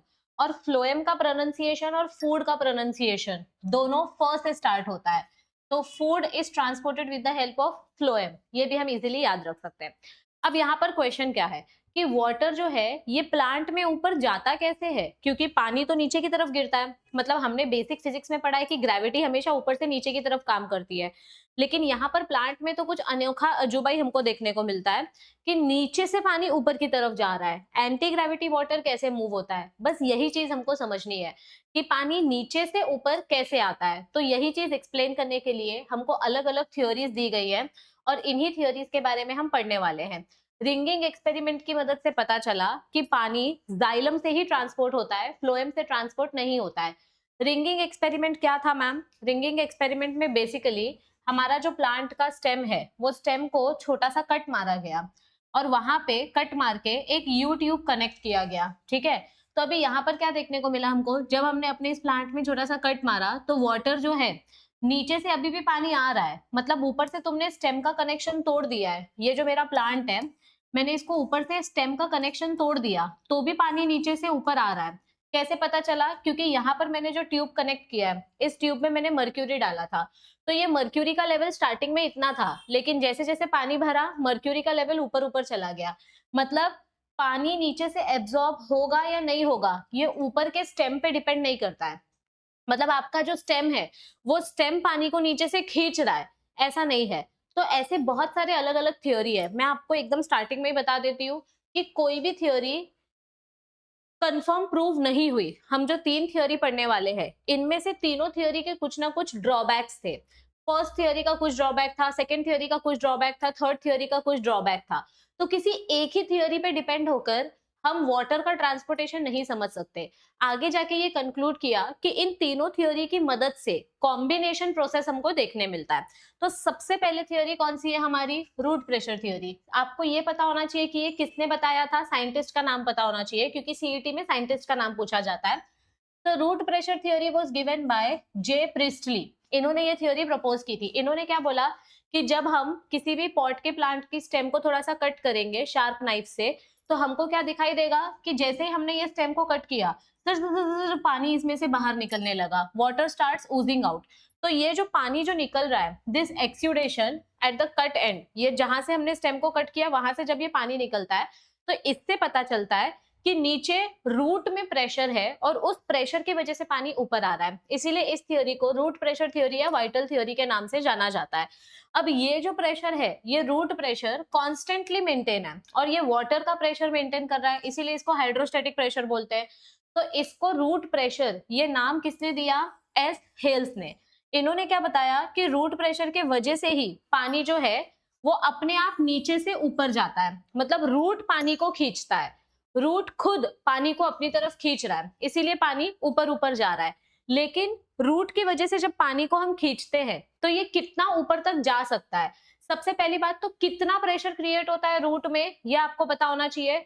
अब प्रेशर की वैल्यू हम बैरोमीटर या बार्स से कैलकुलेट करते हैं, तो यहाँ पर रूट प्रेशर की वैल्यू कितनी है? +1 से +2, which is enough to pump water up to the height of 10 to 20 metres. मतलब अगर रूट में से पानी आप खींच रहे हो तो ये पानी सिर्फ 10 से 20 मीटर तक ऊपर जाएगा। मतलब यहां से अगर रूट ने पानी खींचा तो ये पानी 10 मीटर 20 मीटर तक ही ऊपर जा पाएगा। लेकिन पहाड़ी इलाकों में 60 मीटर, 70 मीटर, 100 मीटर ऐसे लंबे लंबे जिम्नोस्पर्म प्लांट्स होते हैं, उनको पानी कैसे मिलेगा? ये पानी तो सिर्फ 10 मीटर या 20 मीटर तक ही पहुंच पा रहा है। तो यहाँ पर कुछ फैक्टर्स बहुत इंपॉर्टेंट रोल प्ले करते हैं। ऑक्सीजन की अवेलेबिलिटी, मॉइस्चर कंटेंट की अवेलेबिलिटी, टेम्परेचर की अवेलेबिलिटी, सॉइल में क्या क्या कंटेंट्स अवेलेबल हैं वो भी मैटर करता है। तो ये हमारा रूट प्रेशर थ्योरी था। इस थ्योरी में क्या बताया गया कि रूट में जो लिविंग सेल्स है वो लिविंग सेल्स पानी को खींचते हैं। जब वो पानी को खींचते हैं तो प्रेशर क्रिएट होता है +1 +2 बार्स का, और ये पानी सिर्फ 10 से 20 मीटर तक ऊपर जा पाता है। अब इसके ड्रॉबैक्स क्या क्या है, ये थ्योरी एक्सेप्ट क्यों नहीं हुई? सबसे पहला रीजन ये था कि पानी ज्यादा हाइट तक नहीं जा सकता, ये सिर्फ कुछ मीटर्स तक ही जा सकता है, तो टॉल प्लांट्स को पानी नहीं मिलेगा, ये पहला ड्रॉबैक था। दूसरा ड्रॉबैक क्या था कि ऐसे प्लांट्स जिनके पास रूट सिस्टम ही नहीं होता है, जैसे मनी प्लांट, लेकिन उनमें भी पानी का ट्रांसपोर्ट सिस्टम हमको देखने मिलता है। मतलब ये थ्योरी तो सीधा सीधा रिजेक्ट हो गई, बिना रूट के भी पानी एब्जॉर्ब हो रहा है। यहाँ पर क्या बोला गया है कि जो टॉल जिम्नोस्पर्म्स होते हैं, जो प्लांट 100 मीटर्स के होते हैं या उससे भी बड़े होते हैं, उनमें रूट प्रेशर की वैल्यू ऑलमोस्ट 0 बताई गई है। जो प्लांट ट्रांसपीरेशन करते हैं उसमें रूट प्रेशर डेवलप ही नहीं होता है। ट्रांसपीरेशन मतलब क्या?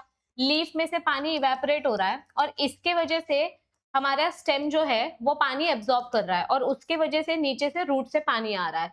तो ट्रांसपीरेशन की वजह से पानी आ रहा है, रूट प्रेशर की वजह से पानी नहीं आ रहा है। ये हमारा तीसरा ड्रॉबैक है और चौथा ड्रॉबैक है। और अलग ड्रॉबैक क्या है कि xylem SAP is under normal condition, it is under tension, it shows negative hydrostatic pressure और हाई ऑस्मोटिक प्रेशर। मतलब क्या बोला गया है कि जब हमको पानी नहीं चाहिए तभी भी आपका जाइलम कंटिन्यू पानी एब्जॉर्ब करते रहता है, यानी हमारा जो रूट है वो कंटिन्यूअसली अंडर प्रेशर काम करता है। तो अगर हम इसका कंक्लूजन निकालें तो इससे ये पता चलता है कि this theory is not applicable for transport of water. Root pressure theory is not only explanation to explain transport of water. आपको 2024 में क्वेश्चन पूछा गया था, what are the limitations of root pressure theory. तो ये क्वेश्चन 3 मार्क्स के लिए था, तो आपको यहाँ से 6 पॉइंट्स लिखने हैं, ठीक है। अब नेक्स्ट थियोरी क्या आता है? Capillarity theory. इसको हम फिजिकल फोर्स थियोरी भी बोलते हैं। बहुत ही सिंपल सा एग्जांपल है। यहाँ पर एक एग्जांपल ऐसा कंसिडर करो, दिवाली में हम सब लोग दिया जलाते हैं, तो दिए में जब आप तेल डालते हो और उसमें जब आप कापूस डालते हो, तो हमने समझो ये दिया है और दिए के साइड में ऐसे मैंने कापूस रखा, तो ये कापूस अपने आप धीरे धीरे धीरे करके तेल एब्जॉर्ब कर लेता है, यानी कि कापूस और तेल के बीच में कैपिलरी एक्शन हो रहा है। तो यहाँ पर वही बोला है कि जब हम कोई भी विक मतलब कापूस जब डालते हैं, कापूस की तीली डालते हैं हम ऑयल के लैंप में यानी दिए में, तो अपने आप कैपिलरी एक्शन की वजह से ऑयल धीरे धीरे धीरे धीरे कापूस में एब्जॉर्ब होते जाता है। तो सेम ऐसा ही हमको देखने मिल रहा है। अभी जैसे समझो आपके केमिस्ट्री लैब में या फिजिक्स लैब में आपको कैपिलरी का एक्सपेरिमेंट कराया होगा। आप जब भी कोई स्ट्रॉ किसी वाटर के ट्यूब में डालते हो तो अपने आप थोड़ा सा पानी ऊपर चढ़ जाता है। तो ये जो थोड़ा सा पानी ऊपर चढ़ जाता है इसको ही कैपिलरी एक्शन बोलते हैं। हमने स्टार्टिंग में पढ़ा था इस चैप्टर के कि वाटर के पास गुड कैपिलरी फोर्स होता है, मतलब it shows good force of adhesion and good force of cohesion. तो यहाँ पर जो अधेसिव और कोहेसिव फोर्सेस है उसकी वजह से हमको कैपिलरी एक्शन देखने मिलता है। तो capillary action is observed because of adhesion and cohesion. लेकिन यहाँ पर एक चीज आपको याद रखनी है कि अगर मैं इसको स्टेम अज्यूम कर रही हूँ, समझो ये मेरे प्लांट का स्टेम है, तो यहाँ पर जो रूट हेयर है, ये रूट हेयर में पानी तो एब्जॉर्ब हो जाएगा, लेकिन ये पानी डायरेक्ट जाइलम तक नहीं जाएगा, क्योंकि जाइलम और रूट हेयर के बीच में भी बहुत सारे सेल्स है ना। यहाँ पर कॉर्टेक्स वाले सेल्स हैं, कॉर्टेक्स के बाद आता है एंडोडर्मिस, फिर आता है पेरिसाइकल, और फिर कहीं जाके आपका जाइलम आता है। तो मतलब अगर थोड़ा सा पानी एब्जॉर्ब हुआ तो वो पानी तो कॉर्टेक्स के सेल्स ने ले लिया, पानी ऊपर तक जाएगा ही नहीं, because there is no direct connection between root hair and xylem. यहाँ बीच बीच में डिस्टर्बेंसेस प्रेजेंट है। तो यहाँ पर क्या बोला है कि जब पानी को हम कैपिलरी एक्शन से समझते हैं तो सबसे पहली बात, हमारे प्लांट का स्टेम अगर पतला होगा तो पानी ऊपर चढ़ेगा, प्लांट का स्टेम अगर मोटा हुआ तो पानी ज्यादा ऊपर तक जा ही नहीं पाएगा। So water column exists because of combined cohesive and adhesive force. It is because of capillary that water is raised upward against gravity. लेकिन यहाँ पे एक सबसे बड़ा ड्रॉबैक क्या है पता है? कि पानी कितना ऊपर जाता है? सिर्फ few centimetre. At least root pressure theory में पानी 20 मीटर्स तक जाता था, यहाँ पर तो सिर्फ कुछ सेंटीमीटर्स तक ही पानी ऊपर जाता है, पानी ज्यादा ऊपर जा ही नहीं पाता। तो ऐसे में तो प्लांट्स मर जाएंगे। तो ये लाइन, लास्ट वाली लाइन बहुत इंपॉर्टेंट है। तो इसके ड्रॉबैक्स क्या है?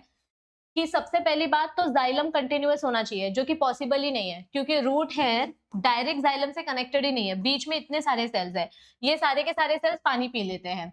अभी यहाँ पर क्या बोला गया है कि जाइलम जो है वो डायरेक्ट पानी के कांटेक्ट में होना चाहिए, ये भी पॉसिबल नहीं है क्योंकि बीच में इतने सारे सेल्स प्रेजेंट है। जितना पतला ट्यूब होगा उतना पानी ऊपर जाएगा, पर ये भी पॉसिबल नहीं है ना, हम इसकी कोई गारंटी नहीं दे सकते कि हमारा प्लांट पतला ही होगा। प्लांट अगर मोटा हुआ, अगर उसका डायामीटर मोटा हुआ तो पानी ज्यादा एब्जॉर्ब नहीं होगा। तो अगर हम इसका कंक्लूजन निकालें तो this theory, capillary theory, is also not the complete theory to explain transport of water. तो अब हमको तीसरी थियोरी दी गई, that was cohesion tension theory. Cohesion tension theory को हम ट्रांसपिरेशन फ्यूल थियोरी के नाम से भी जानते हैं। ये कैपिलरी थियोरी किसने दिया था हमको? बोहेम ने दिया था, साइंटिस्ट का नाम मत भूलो। और कोहेशन टेंशन थ्योरी हमको किसने दिया था? डिक्सन एंड जॉली ने दिया था।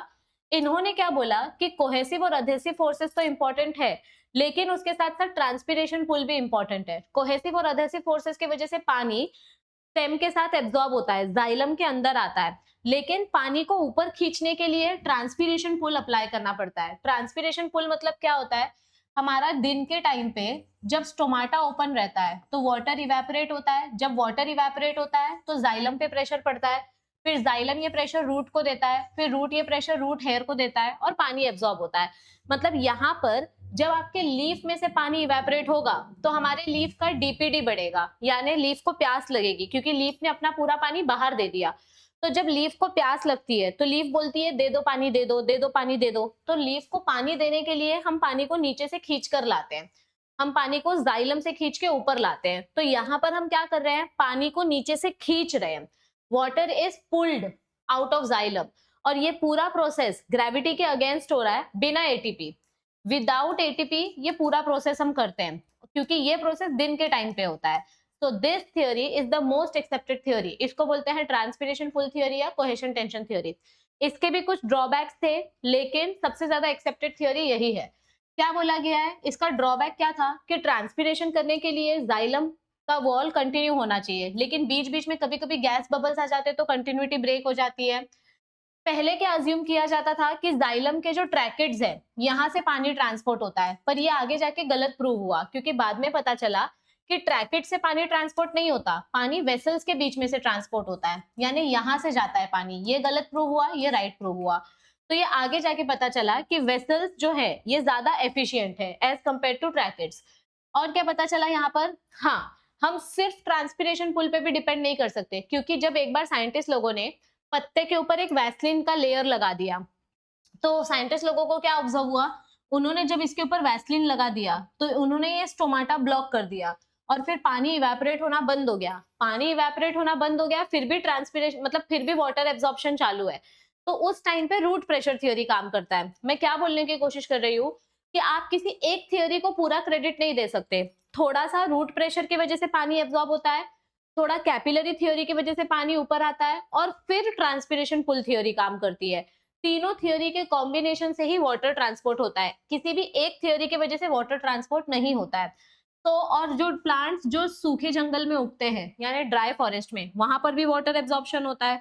तो ये सारी थ्योरीज से पता चलता है कि root pressure theory, capillary theory, ये सारी थ्योरी इंपॉर्टेंट है, लेकिन ट्रांसपिरेशन पुल थ्योरी भी काफी इंपॉर्टेंट रोल प्ले करती है जब हम ट्रांसपोर्ट ऑफ वाटर की बात करते हैं।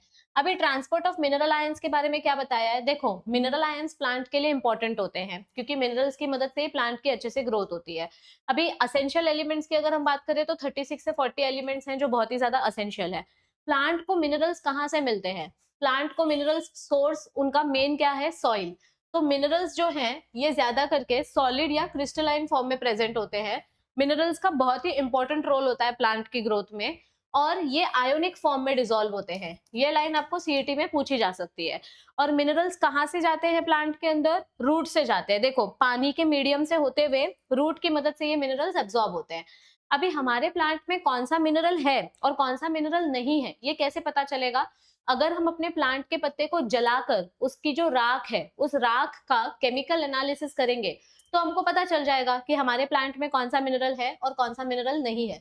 तो प्लांट के ऐश से हम ये डेमोन्स्ट्रेट कर सकते हैं। अब देखो, मिनरल्स को खींचने के लिए हम जाइलम की मदद लेते हैं। सबसे ज्यादा मिनरल्स आपको कहाँ देखने को मिलते हैं? प्लांट के यंग टिश्यूज में। जहां पर प्लांट का यंग टिश्यू होता है वहां पर हमको मिनरल्स देखने मिलते हैं। और अगर वहां तक मिनरल्स नहीं पहुंचे तो फिर हम एटीपी की मदद लेते हैं और एटीपी की मदद से हम मिनरल्स को खींचकर यंग टिश्यू के पास पहुंचा देते हैं। अभी देखो, हमको ऐसा लगता है कि सिर्फ सॉइल से ही मिनरल्स मिल सकता है, पर ऐसा नहीं है। सॉइल से तो मिनरल्स मिलता ही है, लेकिन प्लांट है ना, अपना मिनरल्स बचा के रखता है। अभी जैसे समझो कि कोई लीफ पुराना हो गया है, तो ये पुराना लीफ मरने वाला है और ये नया लीफ ग्रो हो रहा है। तो ये पुराना लीफ मरने से पहले अपना मिनरल इस नए लीफ को देकर जाएगा। इसको बोलते हैं मोबिलाइजेशन। यानी कि older parts export their ions to younger leaves before they fall. तो इस प्रोसेस को बोलते हैं रीमोबिलाइजेशन। तो कुछ मिनरल्स अच्छे होते हैं, वो अपना मिनरल्स यंग लीफ के लिए छोड़कर जाते हैं, जैसे कि फास्फोरस, सल्फर, नाइट्रोजन, पोटेशियम। ये सीईटी में पूछा जा सकता है। ये अपना मिनरल्स दूसरे लीफ के लिए छोड़कर जाते हैं। लेकिन कैल्शियम एक ऐसा मिनरल है जो दूसरे लीफ के लिए बिल्कुल भी छोड़ के नहीं जाता, जो अपने अपने मतलब अपने लीफ के साथ ही चला जाता है। कैल्शियम मिनरल रीमोबिलाइज नहीं होता, प्लांट में पीछे नहीं रह जाता ये, ठीक है। तो जाइलम से पता चलता है कि नाइट्रोजन कौन से फॉर्म में ट्रांसपोर्ट होता है। ऑर्गेनिक फॉर्म में भी ट्रांसपोर्ट होता है, इनऑर्गेनिक फॉर्म में भी ट्रांसपोर्ट होता है। पहले ऐसा माना जाता था कि जाइलम सिर्फ इनऑर्गेनिक और फ्लोएम ऑर्गेनिक मॉलिक्यूल्स ट्रांसपोर्ट करता है, पर बाद में पता चला कि जब हमारे मिनरल्स जाइलम और फ्लोएम की मदद से ट्रांसपोर्ट होते हैं तो बीच में इनके आपस में भी एक्सचेंज होता है। तो ये बाद में करेक्ट किया गया कि कुछ मटेरियल जाइलम और फ्लोएम के बीच में भी एक्सचेंज होता है, ठीक है। ट्रांसपोर्ट ऑफ फूड की बात करें तो देखो, हमारे प्लांट को कंटिन्यूअसली फूड चाहिए ताकि उसकी अच्छे से डेवलपमेंट हो सके। अब प्लांट में खाना कहाँ बनता है? क्लोरोप्लास्ट में, क्योंकि क्लोरोप्लास्ट के पास क्लोरोफिल पिगमेंट्स होते हैं जहां पे वो फोटोसिंथेसिस करते हैं। और जो प्लांट का नॉन ग्रीन पार्ट है, जैसे कि रूट एंड स्टेम, तो इनको लीव से खाना मिलता है। तो जहां पे खाना बनता है उस पार्ट को बोलते हैं सोर्स, और जहां पे खाना यूज होता है उसको बोलते हैं सिंक। तो हमारा खाना कहाँ से कहाँ ट्रेवल करता है? सोर्स से सिंक के पास। यानी कि यहाँ पे खाना बनेगा, लीफ इज द सोर्स, और यहाँ से खाना रूट के पास आएगा, so root is the sink. Okay, alright. तो जहां पे खाना बनता है दैट इज सोर्स, जहां पे खाना यूज होता है that is sink, and this movement of food from one point to the other is known as translocation of food. अभी अगर हम फूड के ट्रांसपोर्ट की बात करें तो फूड अलग अलग डायरेक्शन में ट्रांसलोकेट होता है। ये वर्टिकली भी ट्रांसलोकेट होता है और ये हॉरिजॉन्टली भी ट्रांसलोकेट होता है। Vertical translocation as well as horizontal translocation. और एक सबसे इंपॉर्टेंट चीज जो आपको बोर्ड्स में पूछी जाती है कि फूड कौन से फॉर्म में ट्रांसपोर्ट होता है। अभी बचपन से हम लोग क्या पढ़ते आ रहे हैं कि लीफ में हमेशा ग्लूकोज बनता है। ये गलत नहीं है, आपने बचपन से जो पढ़ा है ये सही है, लेकिन ग्लूकोज डायरेक्टली ट्रांसपोर्ट नहीं होता। ग्लूकोज और फ्रुक्टोज मिक्स होके पहले सुक्रोज बनता है। तो लीफ में भले ही ग्लूकोज बनता हो, लेकिन जब ये ग्लूकोज सुक्रोज में कन्वर्ट हो जाता है तभी वो फूड ट्रांसपोर्ट होने के लिए रेडी होता है। तो food is always transported in the sucrose form along the concentration gradient. मतलब ये लीफ में बनेगा सुक्रोज और फिर वहां से ये अपने अलग अलग पार्ट्स में जाएगा। अब फूड का ट्रांसपोर्टेशन दो डायरेक्शन में होता है, वर्टिकल यानी स्ट्रेट और लेटरल यानी बाजू बाजू में। अगर मैं वर्टिकल ट्रांसलोकेशन की बात करूं तो मतलब यहाँ पे खाना कैसे ट्रांसपोर्ट हो रहा है? जहां पे खाना बनता है वहां से ये ऊपर भी जाएगा नीचे भी आएगा, बाय डायरेक्शन, दोनों डायरेक्शन में ट्रांसपोर्ट होगा। तो इसको बोलेंगे लॉन्जिट्यूडनल या वर्टिकल ट्रांसलोकेशन। लेकिन लेटरल ट्रांसलोकेशन में क्या होता है? लेटरल ट्रांसलोकेशन में खाना साइड साइड में जाता है। अब हमको दो टाइप का लेटरल ट्रांसलोकेशन देखने को मिलता है। लेटरल ट्रांसलोकेशन हमको दो टाइप का देखने को मिलता है। पहला तो हमारा जो ये फ्लोएम है, समझो दिस इज फ्लोएम, यहाँ पे जाइलम है और ये अपने प्लांट का स्टेम है। अगर हमारा खाना ऐसे साइड में जा रहा है, प्लांट के सेंटर में जा रहा है, ऐसे पिथ के पास, तो इसको हम बोलेंगे रेडियल ट्रांसलोकेशन। जब हमारा खाना फ्लोएम से पिथ के पास जाता है इसको बोलेंगे रेडियल ट्रांसलोकेशन। और अगर हमारा खाना फ्लोएम से कॉर्टेक्स के पास जा रहा है, देखो यहाँ पे कॉर्टेक्स के सेल्स रहते हैं, तो अगर हमारा खाना कॉर्टेक्स के सेल्स के पास जा रहा है, ऐसे साइड से जा रहा है, तो इस टाइप के ट्रांसलोकेशन को टेंजेंशियल ट्रांसलोकेशन बोलेंगे। सर्कल चैप्टर में आपने पढ़ा था ना मैथ्स में, इसको टेंजेंट बोलते हैं। तो अगर आपका खाना फ्लोएम से निकल के ऐसे साइड से जा रहा है तो इसको बोलेंगे टेंजेंशियल ट्रांसलोकेशन। और अगर खाना फ्लोएम से निकल के सीधा सेंटर में जा रहा है, पिथ के पास जा रहा है, तो इसको बोलेंगे रेडियल ट्रांसलोकेशन। ये रेडियस बना रहा है, ऐसे सर्कल से सेंटर में आ रहा है, ठीक है। अभी यहाँ पर वाटर का ट्रांसपोर्ट एक ही डायरेक्शन में होता है, लेकिन फूड का ट्रांसपोर्ट अलग अलग डायरेक्शन में होता है। बाई डायरेक्शनल मल्टी डायरेक्शनल में होता है, और फ्लोएम में खाना भी प्रेजेंट होता है, वाटर भी प्रेजेंट होता है, but sugar, amino acids and hormones, these are also transported with the help of phloem. तो ये भी आपको याद रखना है। अभी फूड ट्रांसपोर्ट करने के लिए हमको बहुत सारी अलग अलग थ्योरी दी गई थी। उसमें से जो थ्योरी सबसे ज्यादा एक्सेप्टेड थी वो थी मंच प्रेशर फ्लो थ्योरी। मंच एक साइंटिस्ट का नाम है, अर्नस्ट मंच। इन्होंने हमको ये थ्योरी दिया था कि हमारा जो फोटोसिंथेटिक सेल होता है, यानी कि जो लीफ होता है, इस लीफ में हमारा खाना बनता है। तो लीफ सेल को हम बोलते हैं सोर्स, क्योंकि यहाँ पर हमारा बनता है ग्लूकोज। ये ग्लूकोज कन्वर्ट होता है सुक्रोज में जब ये फ्रुक्टोज के साथ बाइंड करता है।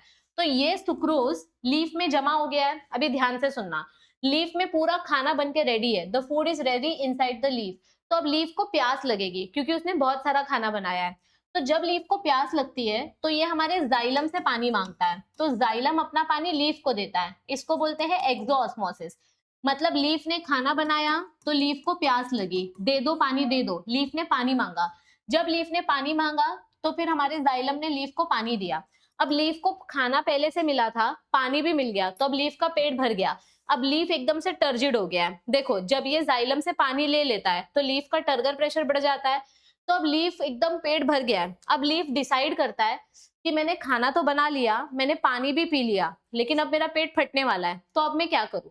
तो ये लीफ क्या करता है, ये सोचता है कि मैं अपने पास खाना बचाऊं या फिर पानी बचाऊं, क्योंकि दोनों चीज रखने की जगह नहीं है। तो लीफ क्या करता है, अपना जो खाना है वो बाहर छोड़ देता है, क्योंकि लीफ को पता है कि मैं खाना तो कभी भी बना लूंगा, मैं तो क्लोरोप्लास्ट के अंदर ही रहता हूँ, मतलब क्लोरोप्लास्ट मेरे पास ही है, तो मैं खाना कभी भी बना सकता हूँ, लेकिन पानी मुझे बार बार नहीं मिलेगा। तो जो चीज जिसको नहीं मिलती है उसको उसी चीज की कदर होती है। लीफ के पास खाना है पर उसके पास पानी नहीं था, तो लीफ ने पानी मांगा और खाना छोड़ दिया। तो जब हमारा लीफ अपना खाना फ्लोएम में लोड कर देता है, ये अपना फ्लोएम वेसल है, जब हमारा लीफ अपना खाना फ्लोएम में लोड कर देता है, इसको बोलते हैं लोडिंग ऑफ द वेन। मतलब हमने खाना कहाँ पे डाल दिया, फ्लोएम में लोड कर दिया। अब हमारा ये खाना कहाँ जाएगा, रूट के पास जाएगा। रूट को हम बोलते हैं सिंक, क्योंकि यहाँ पे हमारा खाना स्टोर होने वाला है। देखो, रूट के पास बहुत सारा पानी है, तो जैसे ही रूट को खाना मिलता है वैसे ही रूट क्या डिसाइड करता है कि मैं पानी बचाऊं कि खाना ले लूं, पानी बचाऊं कि खाना ले लूं। तो जैसे लीफ ने किया था वैसे ही रूट भी करेगा। रूट को पता है कि मैं तो पानी कभी भी एब्जॉर्ब कर सकता हूँ, तो मैं खाना ले लेता हूँ। तो रूट जो है वो खाना ले लेता है और पानी छोड़ देता है। तो यहाँ पर रूट ने अपना पानी जाइलम को दे दिया और फ्लोएम का खाना रूट ने ले लिया। तो अब यहाँ पे ये जो शुगर है, ये शुगर स्टोर हो के स्टार्च बन जाएगी। तो जब हमारा फ्लोएम अपना खाना रूट को देता है, इसको बोलते हैं अनलोडिंग। मतलब यहाँ पर पहले हमने खाना लोड किया, पहले यहाँ पर हमने लोडिंग किया और यहाँ पर फिर हमने उस खाने को अनलोडिंग कर दिया। So this is known as unloading, यानी कि रूट ने अपना पानी जाइलम को दे दिया और फ्लोएम का खाना इसने खुद ले लिया। अब ये जो मंच प्रेशर की थ्योरी है, इसका एक ऑब्जेक्शन क्या है कि यहाँ पर जो खाने का ट्रांसपोर्ट है वो हमको एक ही डायरेक्शन में दिखाया गया है, ऊपर से नीचे आ रहा है खाना, नीचे से ऊपर जा रहा है ये नहीं बताया गया है। क्योंकि हमने यहाँ पर क्या देखा कि खाना जब लीफ में बनता है तो जो ऊपर के यंग सेल्स हैं इनके पास भी खाना पहुंचाना जरूरी होता है ना, तो खाना दोनों डायरेक्शन में जाता है। लेकिन इस थियोरी में खाना सिर्फ एक ही डायरेक्शन में नीचे आते हुए दिखाई दे रहा है, तो ये इस थियोरी का मेन ऑब्जेक्शन है। लेकिन उसके अलावा मंच प्रेशर फ्लो थ्योरी ये सबसे ज्यादा एक्सेप्टेड थ्योरी है, क्योंकि ये फिजिकल प्रोसेस के ऊपर डिपेंडेंट है। तो आपको साइंटिस्ट का नाम याद रखना है। लोडिंग ऑफ वेन क्या होता है, अनलोडिंग ऑफ वेन क्या होता है। यहाँ पर टर्गर प्रेशर ज्यादा था इसीलिए इसने अपना खाना छोड़ दिया। इसके पास टर्गर प्रेशर ज्यादा था तो इसने पानी छोड़ा और खाना अपने अंदर ले लिया। तो इस तरीके से आपका लोडिंग और अनलोडिंग देखने मिलता है। अब ट्रांसपिरेशन प्रोसेस क्या होता है, सिंपल भाषा में अगर मैं बोलूं तो evaporation of water is known as transpiration. देखो, हम अपने झाड़ में जितना भी पानी डालते हैं उसमें से सिर्फ 5% पानी एब्जॉर्ब होता है, बाकी का 95% पानी उड़ जाता है, इट इज लॉस्ट। तो ये जो 5% पानी एब्जॉर्ब होता है वो छोड़ दो, ये जो 95% पानी उड़ जाता है इसको हम अप्रोक्सीमेटली कंसिडर करते हैं कि 100%। मतलब मैंने जितना पानी डाला मिट्टी में पूरा पानी उड़ गया, 95% पानी इवेपोरेट हो गया। तो ये 95% पानी को मैंने 100% अज्यूम किया है, इसको मैंने सरप्लस अज्यूम किया है। तो अब इसमें से 1% और इसमें से 99% कैसे इवेपोरेट होता है, ये 1% इवेपोरेट होता है लिक्विड फॉर्म में और ये 99% इवेपोरेट होता है वेपर के फॉर्म में। तो जब हमारे प्लांट में से डायरेक्ट लिक्विड निकलता है इस प्रोसेस को बोलते हैं गटेशन प्रोसेस, और जब हमारे प्लांट में से वेपर निकलता है तो इसको बोलते हैं ट्रांसपिरेशन प्रोसेस। गटेशन प्रोसेस करने के लिए हमारे लीफ के पास स्पेशल स्टोमाटा होते हैं, उनको हम बोलते हैं हाइडाथोड्स। ये देखो डायरेक्ट लिक्विड निकल रहा है, तो यहाँ पर जो छोटे छोटे ओपनिंग्स हैं इनको हाइडाथोड्स बोलते हैं। हाइडाथोड्स की मदद से वाटर लिक्विड फॉर्म में इवेपोरेट होता है। और नॉर्मली जो हमारे डेली लाइफ में हमको देखने मिलता है कि लीफ में से मॉइस्चर बाहर आ रहा है, पानी नहीं बट ठंडा ठंडा मॉइस्चर बाहर आ रहा है, यानी गैसियस फॉर्म में वाटर इवेपोरेट हो रहा है, उसको बोलते हैं ट्रांसपिरेशन।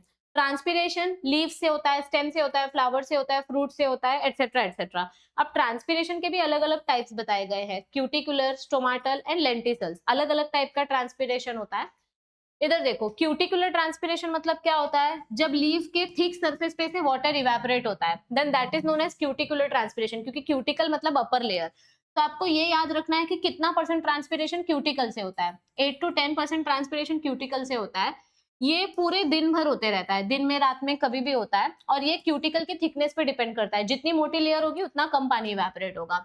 दूसरा आता है लेंटिकुलर ट्रांसपिरेशन। लेंटिकुलर ट्रांसपिरेशन में क्या होता है, आप लोग चैप्टर नंबर 8 में भी पढ़े हो कि हमारे बड़े बड़े जो प्लांट्स होते हैं ना, जो 50 साल 60 साल पुराने पेड़ होते हैं, उन पेड़ों की जो ब्रांचेस होती है उनमें छोटे छोटे छोटे छोटे होल्स होते हैं, उन छोटे छोटे होल्स को हम बोलते हैं लेंटिसेल्स। इन्हीं लेंटिसेल्स में से वाटर बाहर आता है, तो लेंटिकुलर ट्रांसपिरेशन को हम बोलते हैं। लेंटिसेल्स से जब वाटर बाहर आता है, ये हमको पुराने पेड़ के बार्क में देखने मिलता है, फ्रूट्स में देखने मिलता है, कभी कभी ये हमको फ्रूट्स में देखने मिलता है, बट ये लीव्स में एब्सेंट होता है। लेंटिकुलर ट्रांसपिरेशन 0.1 to 1% होता है। ये प्रोसेस बहुत ज्यादा स्लो होता है और ये दिन भर होता है, दिन में रात में कभी भी होता है। लेकिन तीसरा जो ट्रांसपिरेशन है, स्टोमाटल ट्रांसपिरेशन, ये सबसे इंपॉर्टेंट है। स्टोमाटा छोटे छोटे ओपनिंग्स होते हैं, छोटे छोटे डोर्स होते हैं जो हमारे लीफ के सरफेस पे प्रेजेंट होते हैं। अभी लीफ के सरफेस पे स्टोमाटा कहाँ पे ज्यादा है, उसके बेसिस पे हमको 3 अलग अलग टाइप की कैटेगरी दी गई है। अगर स्टोमाटा लीफ के अपर सरफेस पे ज्यादा है तो उसको बोलेंगे एपिस्टोमैटिक। अगर स्टोमाटा लीफ के नीचे वाले सरफेस पे ज्यादा है तो उसको बोलेंगे हाइपोस्टोमैटिक। और अगर स्टोमाटा दोनों सरफेस पे इक्वल नंबर पे है तो उसको बोलेंगे एम्फीस्टोमैटिक। स्टोमाटा ट्रांसपिरेशन सिर्फ और सिर्फ दिन के टाइम पे होता है, क्योंकि जब धूप निकलती है तो गार्ड सेल्स ओपन होते हैं और वाटर इवेपोरेट होता है और CO2 अंदर आता है, मतलब गैस एक्सचेंज होता है। लेकिन डेजर्ट प्लांट्स में ये प्रोसेस रात में होता है। कैम पाथ में पढ़ा था ना आप लोगों ने 11वीं में फोटोसिंथेसिस चैप्टर में। यस, तो स्टोमाटल ट्रांसपिरेशन कितना परसेंट होता है, देखो क्यूटिकल से 8 से 10% हुआ, लेंटिसेल से 1% हुआ, तो स्टोमाटा से 90 to 93% ट्रांसपिरेशन होता है। और मैं बार बार बोल रही हूँ, ये प्रोसेस सिर्फ और सिर्फ दोपहर के टाइम पे होता है, यानी कि दिन के समय जब सनराइज होता है। ओके, आपके लीफ में कितने स्टोमाटा हैं उसकी फ्रीक्वेंसी को बोलते हैं स्टोमाटल फ्रीक्वेंसी। 2025 में आपको क्वेश्चन पूछा गया था कि व्हाट इज ट्रांसपिरेशन, और ट्रांसपिरेशन और गटेशन में क्या डिफरेंस है। So transpiration is loss of water in vapor form. The loss of water in the form of vapor is known as transpiration, जो leaf, stem और fruit से होता है। और गटेशन में क्या होता है, the loss of water in the form of liquid is called as guttation. तो ये दोनों के बीच का डिफरेंस है। तो ऐसे टाइप का क्वेश्चन आपको डेफिनेटली पूछा जाता है, ठीक है। अब यहाँ पर स्टोमाटा का apparatus स्ट्रक्चर आपको पता होना चाहिए, क्योंकि इसमें से भी एक क्वेश्चन कंपलसरी आता है। देखो टिपिकल स्टोमाटल अपैरेटस की अगर हम बात करें तो यहाँ पर हमको गार्ड सेल, स्टोमा और एक्सेसरी सेल्स देखने मिलते हैं, और सबका कुछ ना कुछ इंपॉर्टेंस है। स्टोमाटा मतलब ये जो छोटा सा ओपनिंग है इसको स्टोमाटा बोलते हैं। दिखने में ये ओवल दिखाई देता है, और इसके आजू बाजू में जो 2 सेल्स हैं इनको बोलते हैं गार्ड सेल्स। अब ये गार्ड सेल्स ऐसे किडनी शेप के भी हो सकते हैं, या फिर ऐसे डंबल शेप के भी हो सकते हैं। जिम में आप लोग डंबल करते हो ना, तो किडनी शेप या डंबल शेप के भी हो सकते हैं। गार्ड सेल्स पैरेन्काइमा सेल से ही मॉडिफाई होकर बने हैं। So they are kidney shape in dicotyledons and dumbbell shape in monocotyledons. Grasses monocotyledons की कैटेगरी में आते हैं। This line is very very important from CET point of view. आपको example पूछा जाता है कि कहाँ पे किडनी शेप के गार्ड सेल्स होते हैं और कहाँ पे डंबल शेप के गार्ड सेल्स होते हैं। ये वाली जो लाइन है, ये लाइन आपको 2023 के क्वेश्चन पेपर में पूछी गई थी। Give an example of plant having both kidney shape and dumbbell shape guard cells. ऐसे प्लांट बताओ जिसमें दोनों गार्ड सेल्स हैं। तो साइप्रस प्लांट में हमको दोनों शेप के गार्ड सेल्स देखने मिलते हैं। गार्ड सेल्स लिविंग सेल्स हैं। गार्ड सेल्स के पास छोटे छोटे पुअरली डेवलप्ड क्लोरोप्लास्ट होते हैं। ये क्लोरोप्लास्ट पुअर फोटोसिंथेसिस करने का काम करते हैं। गार्ड सेल्स के अंदर की मेम्ब्रेन और बाहर की मेम्ब्रेन दोनों की इलास्टिसिटी में डिफरेंस होता है। अंदर की जो मेम्ब्रेन होती है वो कम इलास्टिक होती है, मतलब ये अंदर वाली मेम्ब्रेन कम स्ट्रेचेबल होती है, बाहर वाली मेम्ब्रेन ज्यादा इलास्टिक होती है। गार्ड सेल्स अपना साइज और अपना शेप बदल सकते हैं। जब गार्ड सेल्स में पानी भरता है तो गार्ड सेल्स मोटे हो जाते हैं और खुल जाते हैं, हैवी हो जाते हैं। जैसे ही पानी बाहर आ गया तो गार्ड सेल्स चपटे हो जाते हैं और क्लोज हो जाते हैं। So they can open and close according to the convenience. Stomata मतलब छोटा सा होल जहां से वाटर वेपर एक्सचेंज होता है और गैस एक्सचेंज होता है। और एक्सेसरी सेल्स की अगर हम बात करें तो ये जो सब्सिडरी सेल्स है इनको ही हम एक्सेसरी सेल्स बोलते हैं। ये सेल्स भी बहुत इंपॉर्टेंट है क्योंकि इनके पास पोटेशियम आयंस प्रेजेंट होते हैं। ये पोटेशियम आयंस भी स्टोमाटा को ओपन और क्लोज करने में हेल्प करते हैं। अभी स्टोमाटा कब ओपन होता है और कब क्लोज होता है, ध्यान से सुनो। दिन के समय, ठीक है, ड्यूरिंग नाइट टाइम। अभी यहाँ पे हमको अलग अलग थ्योरी दी गई है। पहली थ्योरी है starch sugar inter conversion theory, जो हमको स्टीवर्ट ने दी थी। इन्होंने क्या बोला कि दिन के टाइम पे जो फॉस्फोराइलेज एंजाइम है, ये एंजाइम क्या करता है, रात को हमारे रूट ने जो स्टार्च स्टोर किया था, ये एंजाइम उस स्टार्च को कन्वर्ट करता है शुगर में, क्योंकि हमारे प्लांट को एनर्जी चाहिए। शुगर को ब्रेक डाउन करना इजी होता है, ग्लूकोज ब्रेक डाउन करेंगे तो एनर्जी मिलेगी। तो ये एंजाइम स्टार्च को कन्वर्ट करता है शुगर में। अब जब आप स्टार्च को शुगर में कन्वर्ट करोगे तो ज्यादा मॉलिक्यूल्स बनेंगे, तो आपको प्यास लगेगी। जब आपको प्यास लगेगी तो आप पानी पियोगे। प्यास लगी, पानी पिया। पानी पिया मैंने, मतलब पहले मेरा डीपीडी बढ़ा तो मैंने पानी पिया। पानी पीने की वजह से मेरा टर्गर प्रेशर बढ़ गया। जब मेरा टर्गर प्रेशर बढ़ जाता है तो गार्ड सेल्स ओपन हो जाते हैं, और गार्ड सेल ओपन हो जाएंगे तो गैस एक्सचेंज होने लगेगा। तो यहाँ पर देखो, हमने पानी पिया, पानी पीने की वजह से गार्ड सेल्स टर्जिड हो गए और स्टोमाटा खुल गया। अब स्टोमाटा खुल गया तो फिर क्या होगा, वाटर लॉस होना स्टार्ट हो जाएगा और CO2 का एक्सचेंज होना स्टार्ट हो जाएगा। बराबर, वाटर भी एक्सचेंज होगा और CO2 भी एक्सचेंज होगा। रात के टाइम पे पूरा प्रोसेस उल्टा होगा। अब रात को मुझे फोटोसिंथेसिस नहीं करना है, मुझे एनर्जी नहीं चाहिए, तो मेरा जितना भी बचा हुआ शुगर है वो शुगर मैं वापस स्टार्च में कन्वर्ट कर दूंगी। तो अब मेरे पास पेट भर गया, अब मुझे पानी नहीं पीना है। पानी नहीं पीना है तो गार्ड सेल्स क्लोज हो जाएंगे, क्योंकि हमारा टर्गर प्रेशर कम हो गया, गार्ड सेल्स चपटे हो गए, तो गार्ड सेल्स क्लोज हो गए। This is what happens during day time and during night time, ठीक है। अब दूसरी जो थ्योरी है, प्रोटॉन ट्रांसपोर्ट थ्योरी, जो हमको लेविट नाम के साइंटिस्ट ने दी थी, इन्होंने हमको क्या बोला था कि ये जो प्रोसेस है ये प्रोटॉन एक्सचेंज की वजह से होता है। ध्यान से सुनो, इन्होंने क्या बोला कि दिन के टाइम पे जब हम स्टार्च को कन्वर्ट करते हैं, when we convert starch into malic acid, ये मेरा स्टार्च है, मैंने इस स्टार्च को मैलिक एसिड में कन्वर्ट किया, तो मैलिक एसिड है ना, स्प्लिट हो जाता है। मैलिक एसिड स्टेबल नहीं है तो ये स्प्लिट हो जाता है। जब मैलिक एसिड स्प्लिट होता है तो मुझे दो मॉलिक्यूल्स मिलते हैं, malate ions and hydrogen ions. तो यहाँ पर अंदर गार्ड सेल्स में मुझे मैलेट प्लस हाइड्रोजन आयन मिला है और यहाँ पर पोटेशियम आयन है। तो ये हाइड्रोजन और पोटेशियम आपस में एक्सचेंज हो जाते हैं, तो protons are transported and potassium ions are imported from them. मतलब ये पोटेशियम और हाइड्रोजन, ये पोटेशियम कहाँ प्रेजेंट है, सब्सिडरी सेल्स के पास है, हाइड्रोजन कहाँ है, गार्ड सेल्स के पास है। तो ये दोनों आपस में अपना आयंस एक्सचेंज कर लेते हैं, तो हाइड्रोजन बाहर चला जाता है, पोटेशियम अंदर आ जाता है, और अब मुझे मिलता है यहाँ पर क्या केमिकल, पोटेशियम मैलेट बन जाता है। अब पोटेशियम जब अंदर आता है तो ये अकेला अंदर नहीं आता है, पोटेशियम हमेशा अपने साथ क्लोराइड आयन लेकर आता है। अब जैसे ही क्लोराइड आयन अंदर आएगा, गार्ड सेल्स के अंदर आएगा, तो अब गार्ड सेल्स के पास पोटेशियम आयन भी है, इसके पास मैलेट भी है और इसके पास क्लोराइड आयन भी है। तो अब गार्ड सेल्स के पास इतना सारा सॉल्ट आ गया, तो अब गार्ड सेल्स को प्यास लगती है। जैसे ही गार्ड सेल्स को प्यास लगती है, गार्ड सेल्स पानी पीते हैं, पानी पीने की वजह से गार्ड सेल्स स्वेल हो जाते हैं और स्टोमाटा ओपन हो जाता है। यहाँ पे क्या बोला कि स्टार्च के कन्वर्जन की वजह से स्टोमाटा ओपन हुआ। यहाँ पे क्या बोला कि पोटेशियम और क्लोराइड की वजह से स्टोमाटा ओपन हुआ, लेकिन हुआ ना ओपन। फिर स्टोमाटा अपना काम करेगा, गैस एक्सचेंज करेगा, वाटर एक्सचेंज करेगा। रात के टाइम पे क्या होता है, प्लांट में एब्सिसिक एसिड प्रोड्यूस होता है। ये एब्सिसिक एसिड पोटेशियम और क्लोराइड को बोलता है तुम लोग वापस अपनी जगह पे जाओ, सब्सिडरी सेल्स के पास जाओ। तो सब्सिडरी सेल्स के पास ये चले जाते हैं, जिसकी वजह से गार्ड सेल्स चपटे हो जाते हैं और उसके वजह से गार्ड सेल्स क्लोज हो जाते हैं और स्टोमाटा बंद हो जाता है। तो दोनों थ्योरी में क्या बताया गया है कि गार्ड सेल्स का ओपन होना जरूरी है, लेकिन यहाँ पर गार्ड सेल्स कैसे ओपन हुआ, फॉस्फोराइलेज एंजाइम की मदद से, और यहाँ पे गार्ड सेल्स कैसे ओपन हुआ, पोटेशियम और क्लोराइड आयंस की मदद से। तो दोनों ही थ्योरी में हमको बताया कि ट्रांसपिरेशन प्रोसेस होता कैसे। अब ट्रांसपिरेशन प्रोसेस करने के एडवांटेजेस क्या है, ट्रांसपिरेशन क्यों करना चाहिए, क्योंकि उससे प्लांट का एक्सेस वाटर बाहर आता है, बिना एटीपी के हम वाटर एब्जॉर्ब कर सकते हैं, मिनरल एब्जॉर्ब कर सकते हैं, इजीली वाटर ट्रांसपोर्ट होता है।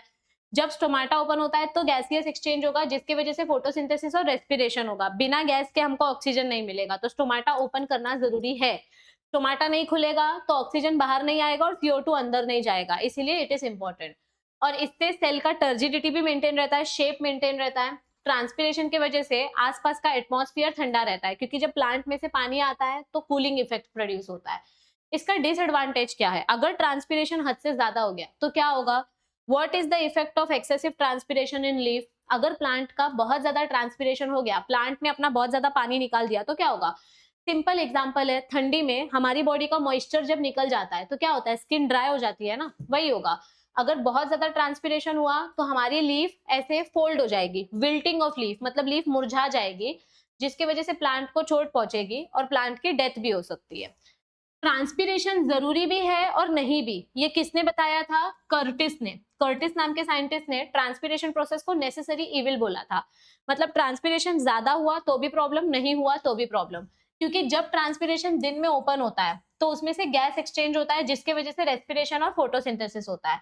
अगर ट्रांसपिरेशन रुक गया तो फिर फोटोसिंथेसिस होना बंद हो जाएगा, लेकिन अगर ट्रांसपिरेशन ज्यादा हुआ तो प्लांट्स मर जाएंगे। तो ट्रांसपिरेशन प्रोसेस को बैलेंस में रखना बहुत ज्यादा जरूरी है, इसीलिए ट्रांसपिरेशन जरूरी भी है पर डेंजरस भी है। ठीक है, तो यहाँ पर होता है हमारा ये चैप्टर समाप्त। आई होप कि आप लोगों ने ऐप इंस्टॉल करके ऑलरेडी फ्री मटेरियल यूज करना स्टार्ट कर दिया होगा। 1000 फ्री एमसीक्यूज आपको हमने दिए हुए हैं। अगर इस 1000 फ्री एमसीक्यूज को आप सॉल्व करते हो तो आपकी 50% सीईटी की तैयारी हो जाएगी। बाकी मॉक टेस्ट अगर आपको चाहिए तो आपको वरदान बैच में मिलेंगे। वरदान बैच में live lecture plus mock test provide किया जाता है।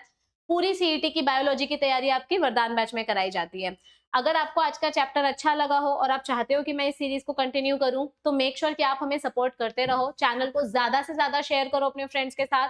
वीडियो को लाइक करना मत भूलना, नीचे कमेंट करना मत भूलना, और अगर आप चैनल पे नए हो तो चैनल को सबसे पहले सब्सक्राइब करो, क्योंकि आप लोगों के लिए अभी तो सिर्फ बोर्ड का कंटेंट आ रहा है। सीईटी एग्जाम के टाइम पे बहुत सारा सीईटी कंटेंट आने वाला है, सिर्फ और सिर्फ आपको चैनल को सब्सक्राइब करके रखना है। So all the best everybody, I will see you soon, till then stay tuned, take care.